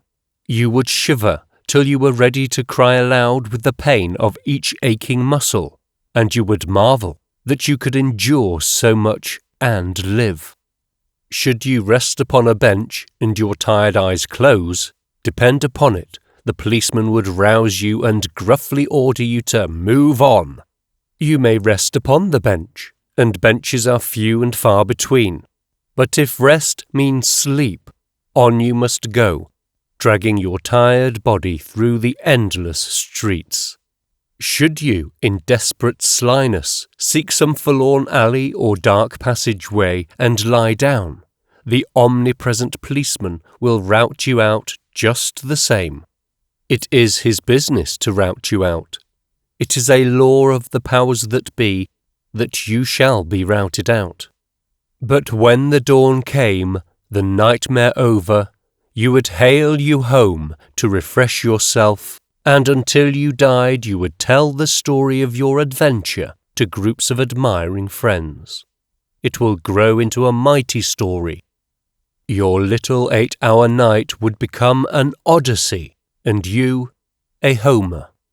Not so with these homeless ones who walked to Popular Workhouse with me. And there are 35,000 of them, men and women, in London town this night. Please don't remember it as you go to bed. If you are as soft as you ought to be, you may not rest so well as usual. But for old men of 60, 70, and 80, ill-fed with neither meat nor blood, to greet the dawn unrefreshed, and to stagger through the day in mad search for crusts, with relentless night rushing down upon them again, and to do this 5 nights and days. Oh dear soft people, full of meat and blood, how can you ever understand? I walked up Mile End Road between the Carter and the Carpenter. Mile End Road is a wide thoroughfare cutting the heart of East London, and there were tens of thousands of people abroad on it. I tell you this so that you may fully appreciate what I shall describe in the next paragraph. As I say, we walked along, and when they grew bitter and cursed the land, I cursed with them, cursed as an American waif would curse, stranded in a strange and terrible land. And, as I tried to lead them to believe, and succeeded in making them believe, they took me for a seafaring man, who had spent his money in riotous living, lost his clothes, no unusual occurrence with seafaring men ashore, and was temporarily broke while looking for a ship.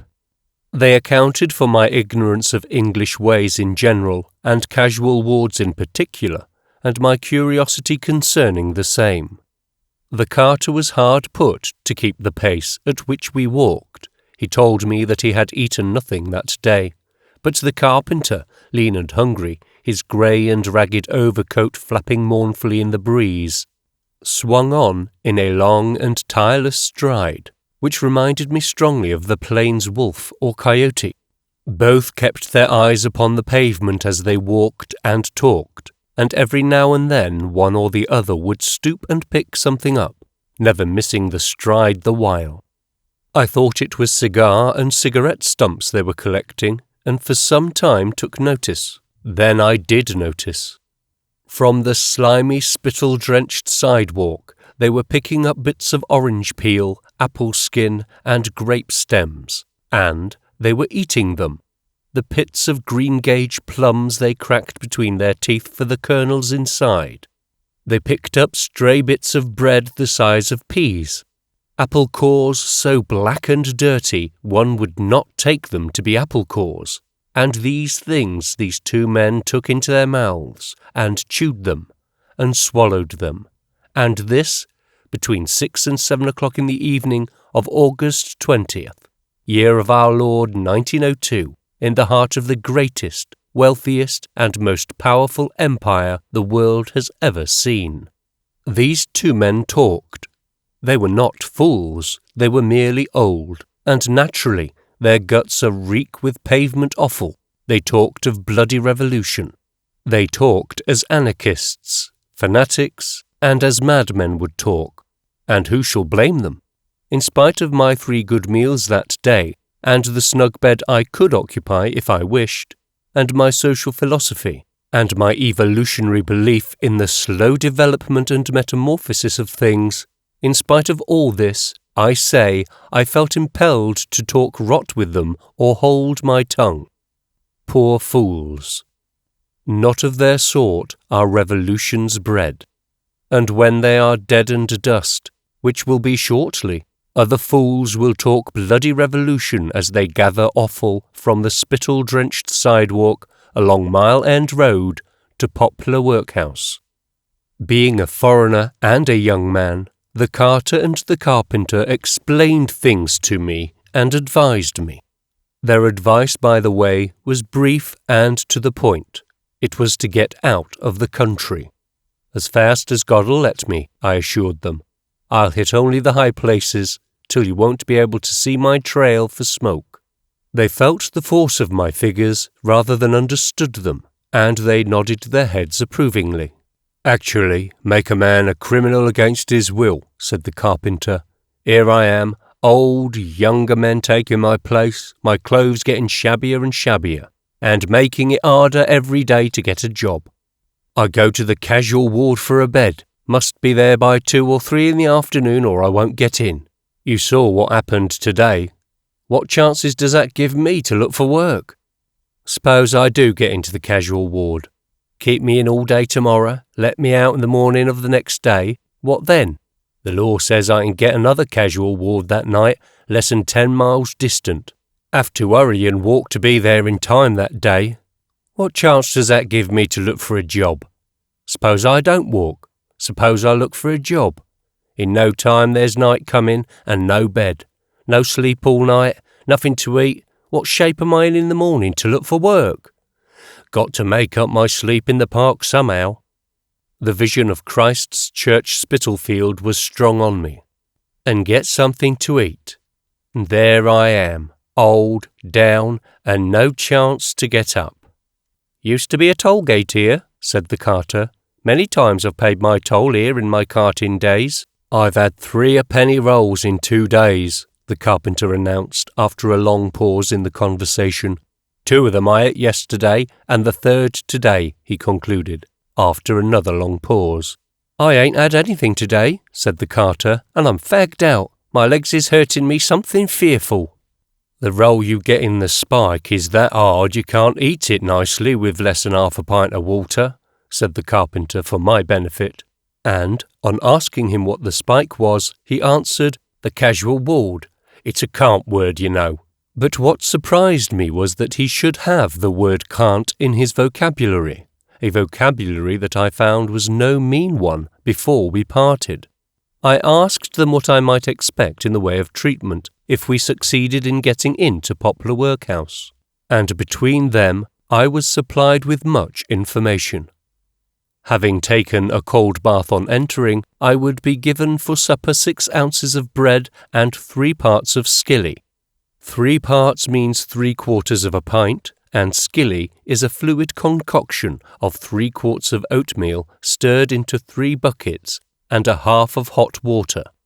"Milk and sugar, I suppose, and a silver spoon?" I queried. "No fear. Salt's what you'll get, and I've seen some places where you'd not get any spoon. Hold her up and let her run down, that's how they do it." "You do get good skilly at Hackney," said the carter. "Oh, wonderful skilly that," praised the carpenter, and each looked eloquently at the other. "Flour and water at St. George's in the East," said the carter. The carpenter nodded. He had tried them all.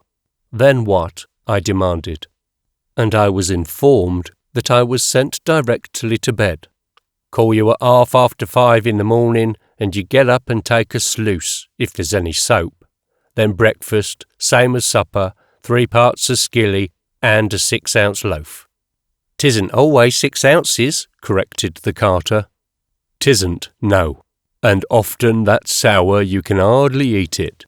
When first I started, I couldn't eat the skilly nor the bread. But now I can eat my own and another man's portion." "I could eat 3 other men's portions," said the carter. "I haven't had a bit this blessed day." "Then what?" "Then you've got to do your task. Pick 4 pounds of oakum, or clean and scrub, or break 10 to 11 hundredweight of stones. I don't have to break stones, I'm past 60, you see. They'll make you do it, though. You're young and strong." "What I don't like," grumbled the carter, "is to be locked up in a cell to pick oakum. It's too much like prison. But suppose, after you've had your night's sleep, you refuse to pick oakum, or break stones, or do any work at all?" I asked. "No fear. You'll refuse the second time, they'll run you in," answered the carpenter. "Wouldn't advise you to try it on, my lad. Then comes dinner," he went on. 8 ounces of bread, 1½ ounces of cheese and cold water. Then you finish your task and have supper, same as before. 3 parts of skilly and 6 ounces of bread. Then to bed. 6 o'clock and next morning you turned loose, provided you finished your task. We had long since left Mile End Road, and after traversing a gloomy maze of narrow winding streets, we came to Poplar Workhouse. On a low stone wall we spread our handkerchiefs, and each in his handkerchief put all his worldly possessions, with the exception of the bit o' baccy down his sock. And then, as the last light was fading from the drab-coloured sky, the wind blowing cheerless and cold, we stood with our pitiful little bundles in our hands, a forlorn group at the workhouse door. 3 working girls came along, and one looked pityingly at me. As she passed, I followed her with my eyes, and she still looked pityingly back at me. The old men she did not notice. Dear Christ, she pitied me, young and vigorous and strong, but she had no pity for the 2 old men who stood by my side. She was a young woman, and I was a young man. And what vague sex promptings impelled her to pity me put her sentiment on the lowest plane. Pity for old men is an altruistic feeling, and besides, the workhouse door is the accustomed place for old men. So she showed no pity for them, only for me, who deserved it least or not at all. Not in honour do grey hairs go down to the grave in London town. On one side of the door was a bell handle, on the other side a press button. "Ring the bell," said the carter to me. And, just as I ordinarily would at anybody's door, I pulled out the handle and rang a peal. "Oh, oh!" they cried in one terrified voice. "Not so hard!" I let go, and they looked reproachfully at me, as though I had imperilled their chance for a bed and 3 parts of skilly. Nobody came. Luckily, it was the wrong bell, and I felt better. "Press the button," I said to the carpenter. No, wait a bit," the carter hurriedly interposed. From all of which I drew the conclusion that a poorhouse porter, who commonly draws a yearly salary of from £7 to £9, is a very finicky and important personage, and cannot be treated too fastidiously by paupers. So we waited, 10 times a decent interval, when the carter stealthily advanced a timid forefinger to the button, and gave it the faintest, shortest push possible. I have looked at waiting men where life or death was in the issue, but anxious suspense showed less plainly on their faces than it showed on the faces of these 2 men as they waited on the coming of the porter. He came. He barely looked at us. "Full up," he said, and shut the door. "Another night of it," groaned the carpenter. In the dim light, the carter looked wan and grey. Indiscriminate charity is vicious, say the professional philanthropists. Well, I resolved to be vicious. "Come on, get your knife out and come here," I said to the carter, drawing him into a dark alley. He glared at me in a frightened manner and tried to draw back. Possibly he took me for the latter-day Jack the Ripper, with a penchant for elderly male paupers.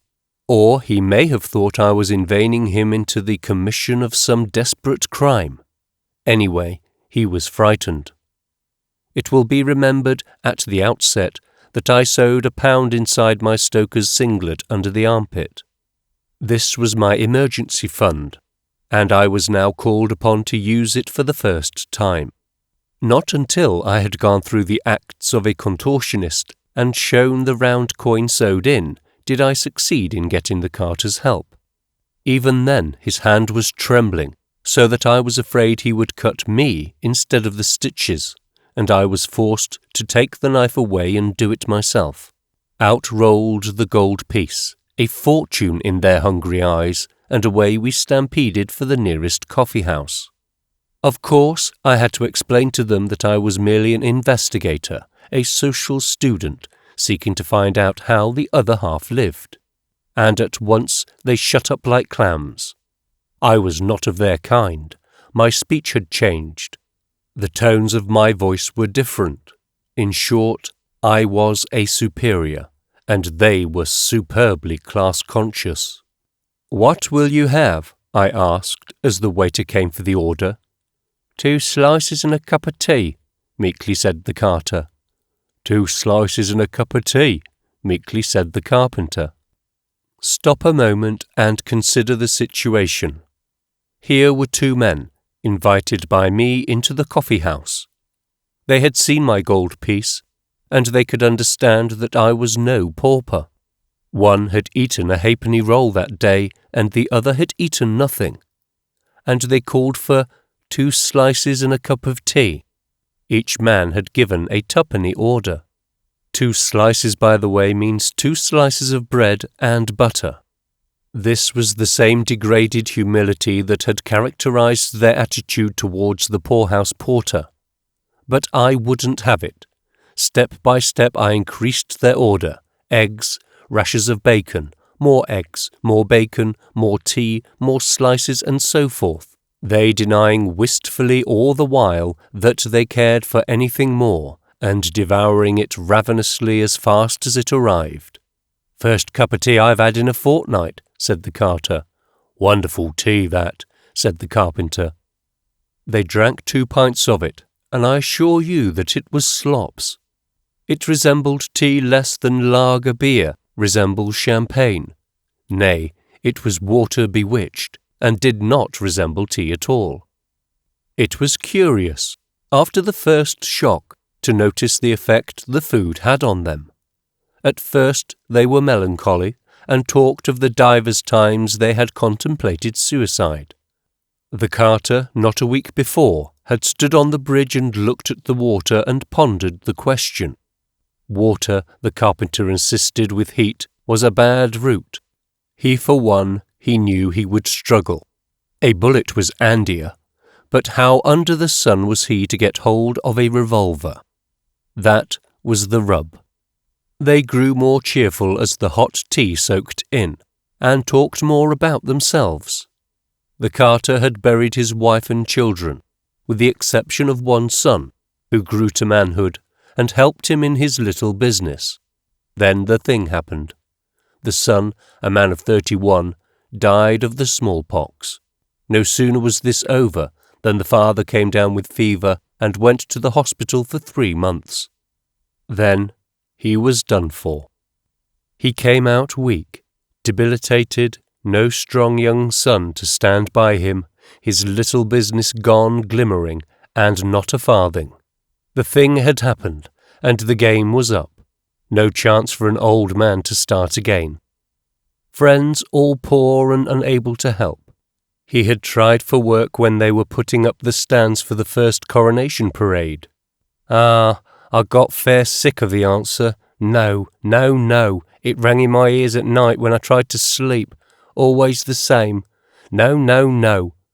Only the past week he had answered an advertisement in Hackney, and on giving his age was told, "Oh, too old by far." The carpenter had been born in the army, where his father had served 22 years. Likewise, his 2 brothers had gone into the army, one, Troop Sergeant Major of the 7th Hussars, dying in India after the mutiny.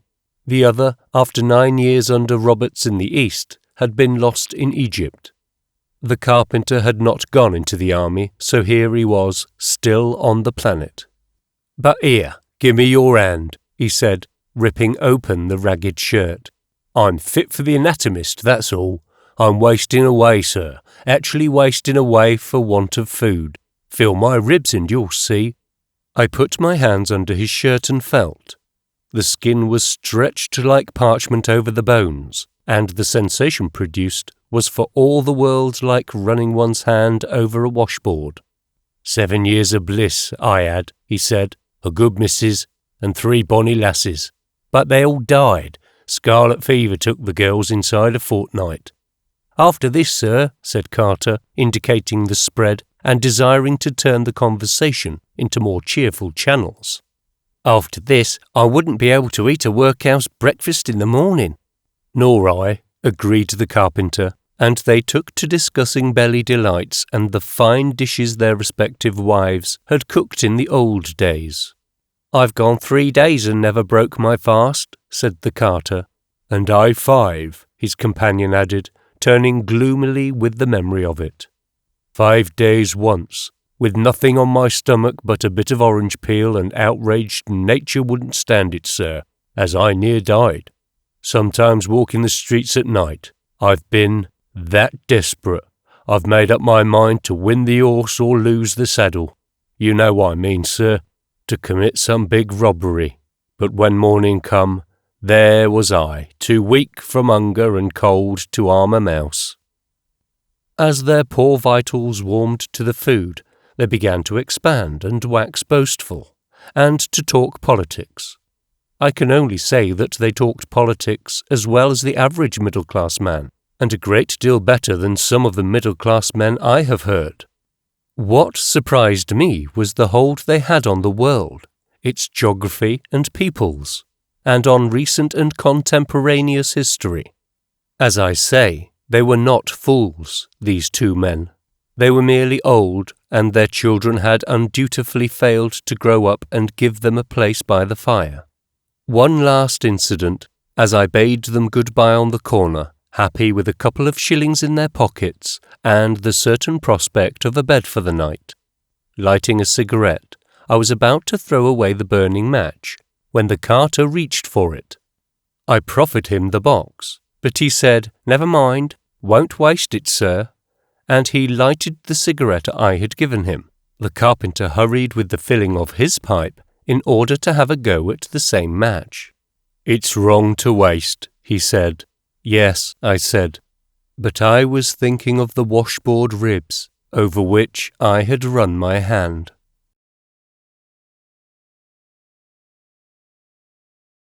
Chapter 9. The Spike. First of all, I must beg forgiveness for my body for the vileness through which I have dragged it, and forgiveness of my stomach for the vileness which I have to thrust into it. I have been to the Spike, and slept in the Spike, and eaten in the Spike. Also, I have run away from the Spike. After my 2 unsuccessful attempts to penetrate the Whitechapel casual ward, I started early and joined the desolate line before 3 o'clock in the afternoon. They did not let in till 6, but at that early hour I was number 20, while the news had gone forth that only 22 were being admitted. By 4 o'clock there were some 34 in line, the last 10 hanging on in the slender hope of getting in by some kind of a miracle. Many more came, looked at the line, and went away, wise to the bitter fact that the Spike would be full up. Conversation was slack at first, standing there, till the man on one side of me and the man on the other side of me discovered that they had been in the smallpox hospital at the same time, though a full house of 1,600 patients had prevented their becoming acquainted. But they made up for it, discussing and comparing the more loathsome features of their disease in the most cold-blooded, matter-of-fact way. I learned that the average mortality was 1 in 6, that one of them had been in there 3 months, and the other 3 months and a half, and that they had been rotten wi' it. Whereat my flesh began to creep and crawl, and I asked them how long they had been out.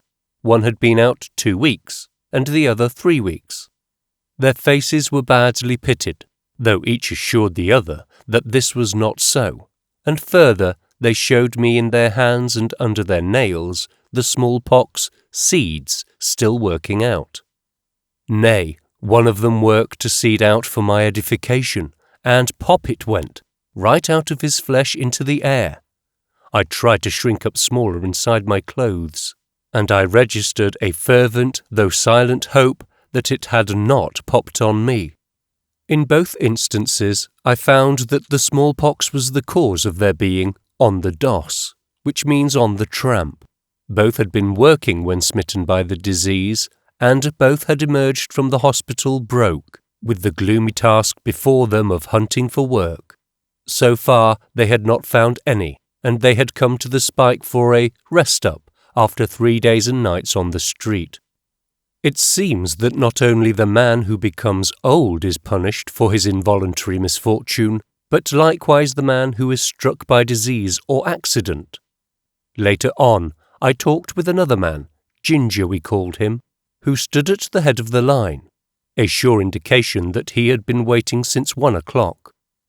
A year before, one day, while in the employ of a fish dealer, he was carrying a heavy box of fish, which was too much for him. Result, something broke, and there was the box on the ground, and he on the ground beside it. At the first hospital, whither he was immediately carried, they said it was a rupture, reduced the swelling, gave him some Vaseline to rub on it, kept him in 4 hours, and told him to get along. But he was not on the streets more than 2 or 3 hours when he was down on his back again. This time he went to another hospital and was patched up. But the point is, the employer did nothing, positively nothing for the man injured in his employment, and even refused him a light job now and again when he came out. As far as Ginger is concerned, he is a broken man. His only chance to earn a living was by heavy work.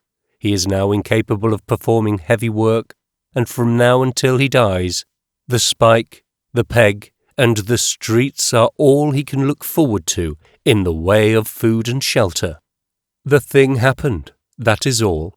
He put his back under too great a load of fish, and his chance for happiness in life was crossed off the books. Several men in the line had been to the United States, and they were wishing that they had remained there, and were cursing themselves for their folly in ever having left. England had become a prison to them, a prison from which there was no hope of escape. It was impossible for them to get away. They could neither scrape together the passage money, nor get a chance to work their passage. The country was too overrun by poor devils on that lay. I was on the seafaring man who had lost his clothes and money tack, and they were all condoled with me and gave me much sound advice. To sum it up, the advice was something like this: to keep out of all places like the spike. There was nothing good in it for me. To head for the coast and bend every effort to get away on a ship.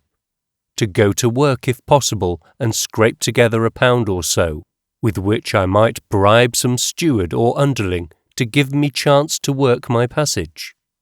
They envied me my youth and strength, which would sooner or later get me out of the country. These they no longer possessed. Age and English hardship had broken them, and for them the game was played and up. There was one, however, who was still young, and who, I'm sure, will in the end make it out. He had gone to the United States as a young fellow, and in 14 years' residence, the longest period he had been out of work, was 12 hours. He had saved his money, grown too prosperous, and returned to the mother country. Now he was standing in line at the spike. For the past 2 years, he told me, he had been working as a cook. His hours had been from 7 a.m. to 10:30 p.m., on a Saturday to 12:30 p.m., 95 hours per week, for which he had received 20 shillings or $5. But the work and the long hours was killing me, he said, and I had to chuck the job. I had a little money saved, but I spent it living and looking for another place. This was his first night in the spike, and he had come in only to get rested. As soon as he emerged, he intended to start for Bristol, a 110-mile walk, where he thought he would eventually get a ship for the States. But the men in the line were not all of this calibre. Some were poor, wretched beasts, inarticulate and callous, but for all of that, in many ways very human. I remember a carter, evidently returning home after the day's work, stopping his cart before us so that his young hopeful, who had run to meet him, could climb in. But the cart was big, the young hopeful little, and he failed in several attempts to swarm up. whereupon one of the most degraded-looking men stepped out of the line and hoisted him in. Now the virtue and the joy of this act lies in that it was service of love, not hire. The carter was poor, and the man knew it, and the man was standing in the spike line, and the carter knew it.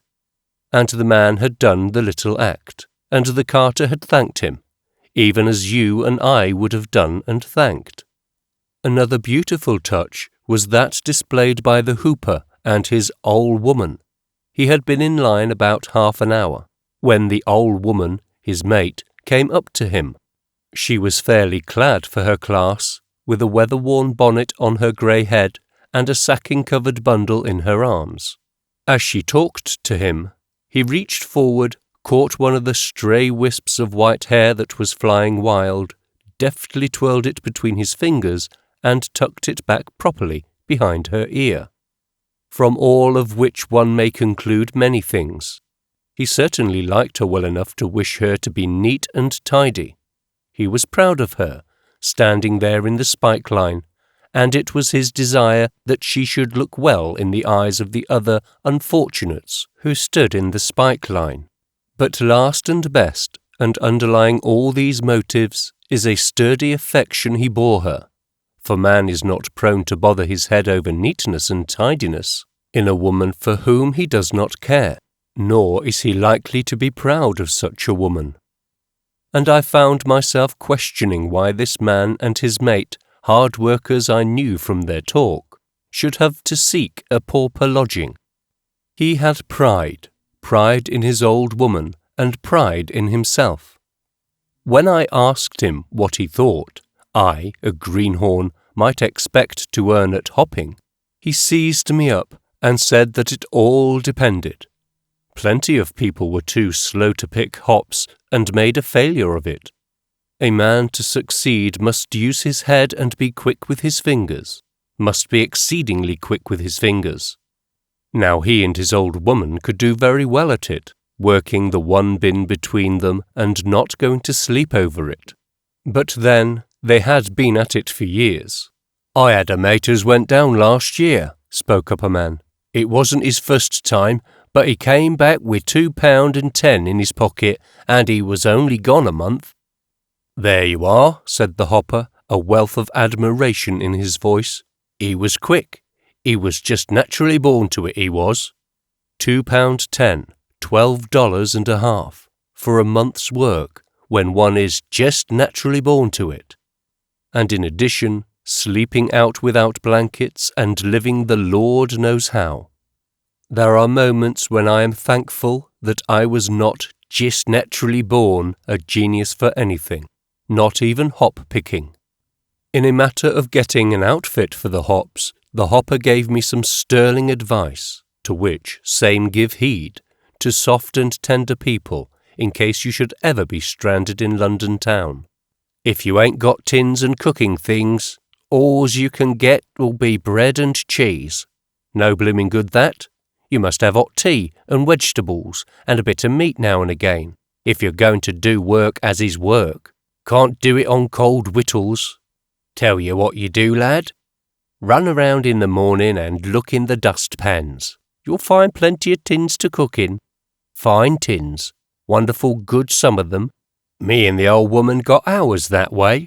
He pointed at the bundle she held, while she nodded proudly, beaming on me with good nature and consciousness of success and prosperity. "This overcoat is as good as a blanket," he went on, advancing the skirt of it that I might feel its thickness. "And who knows, I might find a blanket before long." Again the old lady nodded and beamed, this time with a dead certainty that he would find a blanket before long. "I call it an holiday hopping," he concluded rapturously. "A tidy way of getting £2 or £3 together and fixing up for winter. The only thing I don't like," and here was the rift within the lute, "is padding the hoof down there." It was plain the years were telling on this energetic pair, and while they enjoyed the quick work with the fingers, padding the hoof, which is walking, was beginning to bear heavily upon them. and I looked at their grey hairs and ahead into their future 10 years, and wondered how it would be with them. I noticed another man and his old woman joined the line, both of them past 50. The woman, because she was a woman, was admitted into the spike, but he was too late, and, separated from his mate, was turned away to tramp the streets all night. The street on which we stood from wall to wall was barely 20 feet wide. The sidewalks were 3 feet wide. It was a residence street. At least workmen and their families existed in some sort of fashion in the houses across from us. And each day and every day, from 1 in the afternoon till 6, our ragged spike line is the principal feature of the view commanded by their front doors and windows. One workman sat in his door directly opposite us, taking his rest and a breath of air after the toil of the day. His wife came to chat with him. The doorway was too small for two, so she stood up. Their babes sprawled before them, and here was the spike line, less than a score of feet away, neither privacy for the workman nor privacy for the pauper. About our feet played the children of the neighbourhood. To them our presence was nothing unusual. We were not an intrusion. We were as natural and ordinary as the brick walls and the stone curbs of their environment. They had been born to the sight of the spike line, and all their brief days they had seen it. At 6 o'clock the line moved up, and we were admitted in groups of 3. Name, age, occupation, place of birth, condition of destitution, and the previous night's DOS were taken with lightning rapidity by the superintendent, and, as I turned, I was startled by a man's thrusting into my hand something that felt like a brick, and shouting into my ear, "Any knives, matches, or tobacco?" "No, sir," I lied, as lied every man who entered. As I passed downstairs to the cellar, I looked at the brick in my hand, and saw that by doing violence to the language it might be called bread. By its weight and hardness it certainly must have been unleavened. The light was very dim in the cellar, and before I knew it, some other man had thrust a pannikin into my other hand. Then I stumbled onto a still darker room, where were benches and tables and men. The place smelled vilely, and the sombre gloom and the mumble of voices from out of the obscurity made it seem more like some anteroom to the infernal regions. Most of the men were suffering from tired feet, and they prefaced the meal by removing their shoes and unbinding the filthy rags with which their feet were wrapped. This added to the general noisomeness, while it took away from my appetite. In fact, I found that I had made a mistake. I had eaten a hearty dinner 5 hours before, and to have done justice to the fare before me, I should have fasted for a couple of days. The pannikin contained skilly, 3/4 of a pint, a mixture of Indian corn and hot water. The men were dipping their bread into heaps of salt scattered over the dirty tables.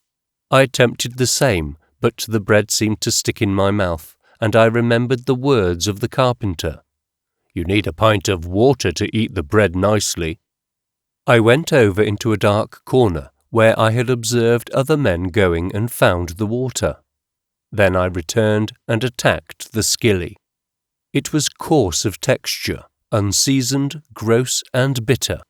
The bitterness which lingered persistently in the mouth after the skilly had passed on, I found especially repulsive. I struggled manfully, but was mastered by my qualms, and 6 mouthfuls of skilly and bread was the measure of my success. The man beside me ate his own share, and mine to boot, scraped the pannikins, and looked hungrily for more. "I haven't had a bite since yesterday morning," he replied. "How about tobacco?" I asked. "Will the bloke bother with a fellow now?" "Oh no," he answered me. "No bloomin' fear. This is the easiest bite going. You ought to see some of them. Search you to the skin." The pannikins scraped clean. Conversation began to spring up. "This superintendent here is always writing to the papers about us mugs," said the man on the other side of me. "What does he say?" I asked. "Oh, he says we're no good, a lot of blackguards and scoundrels as won't work. Tells all the old tricks I've been hearing for 20 years and which I've never seen a mug ever do. Last thing of his I see, he was telling how a mug gets out of the spike with a crust in his pocket, and when he sees a nice old gentleman coming along the street, he chucks the crust into the drain and borrows the old gent's stick to poke it out, and then the old gent gives him a tanner." A roar of applause greeted the time-honoured yarn, and from somewhere over in the deeper darkness came another voice, orating angrily. "Talk of the country being good for Tommy, food. I'd like to see it. I just came up from Dover, and blessed little Tommy I got. They won't give ye a drink of water, they won't, much less Tommy." "There's mugs never go out of Kent," spoke a second voice. "They live bloomin' fat all along." "I came through Kent," went on the first voice, still more angrily, "and Gord blimey, if I see any Tommy. And I always notices as the bloke talks about how much he can get when they're in the spike, can eat my share of skilly as well as her bleeding own." "There's chaps in London," said a man across the table from me, "that get all the Tommy they want, and they never think of going to the country. Stay in London the year round, nor do they think of looking for a kip, place to sleep, till 9 or 10 o'clock at night." A general chorus verified this statement. "But they're bloomin' clever, them chaps," said an admiring voice.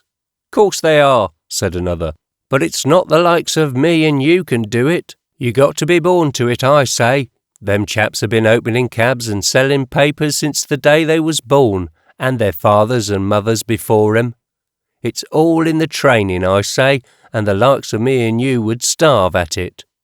This also was verified by the general chorus, and likewise the statement that there were "mugs' lives the 12-month round in the spike and never get a blessed bit of Tommy other than the spike, skilly and bread." "I once got £half-a-crown in the Stratford spike," said a new voice. Silence fell on the instant, and all listened to the wonderful tale. "There was 3 of us breaking stones, winter time, and the cold was cruel.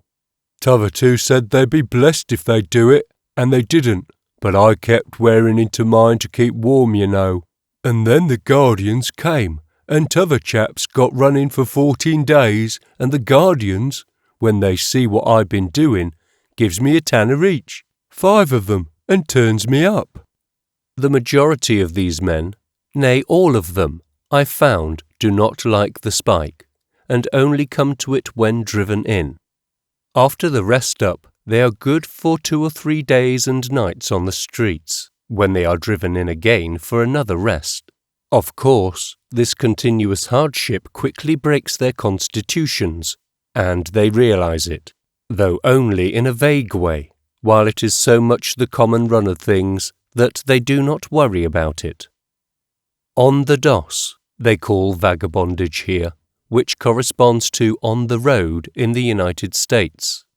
The agreement is that kipping or dossing or sleeping is the hardest problem they have to face, harder even than that of food. The inclement weather and the harsh laws are mainly responsible for this, while the men themselves ascribe their homelessness to foreign immigration, especially of Polish and Russian Jews, who take their places at lower wages and establish the sweating system. By 7 o'clock, we were called away to bathe and go to bed.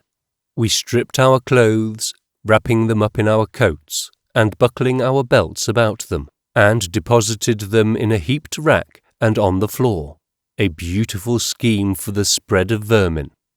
Then, 2 by 2, we entered the bathroom. There were 2 ordinary tubs, and this I know, the 2 men preceding had washed in that water. We washed in the same water, and it was not changed for the 2 men that followed us.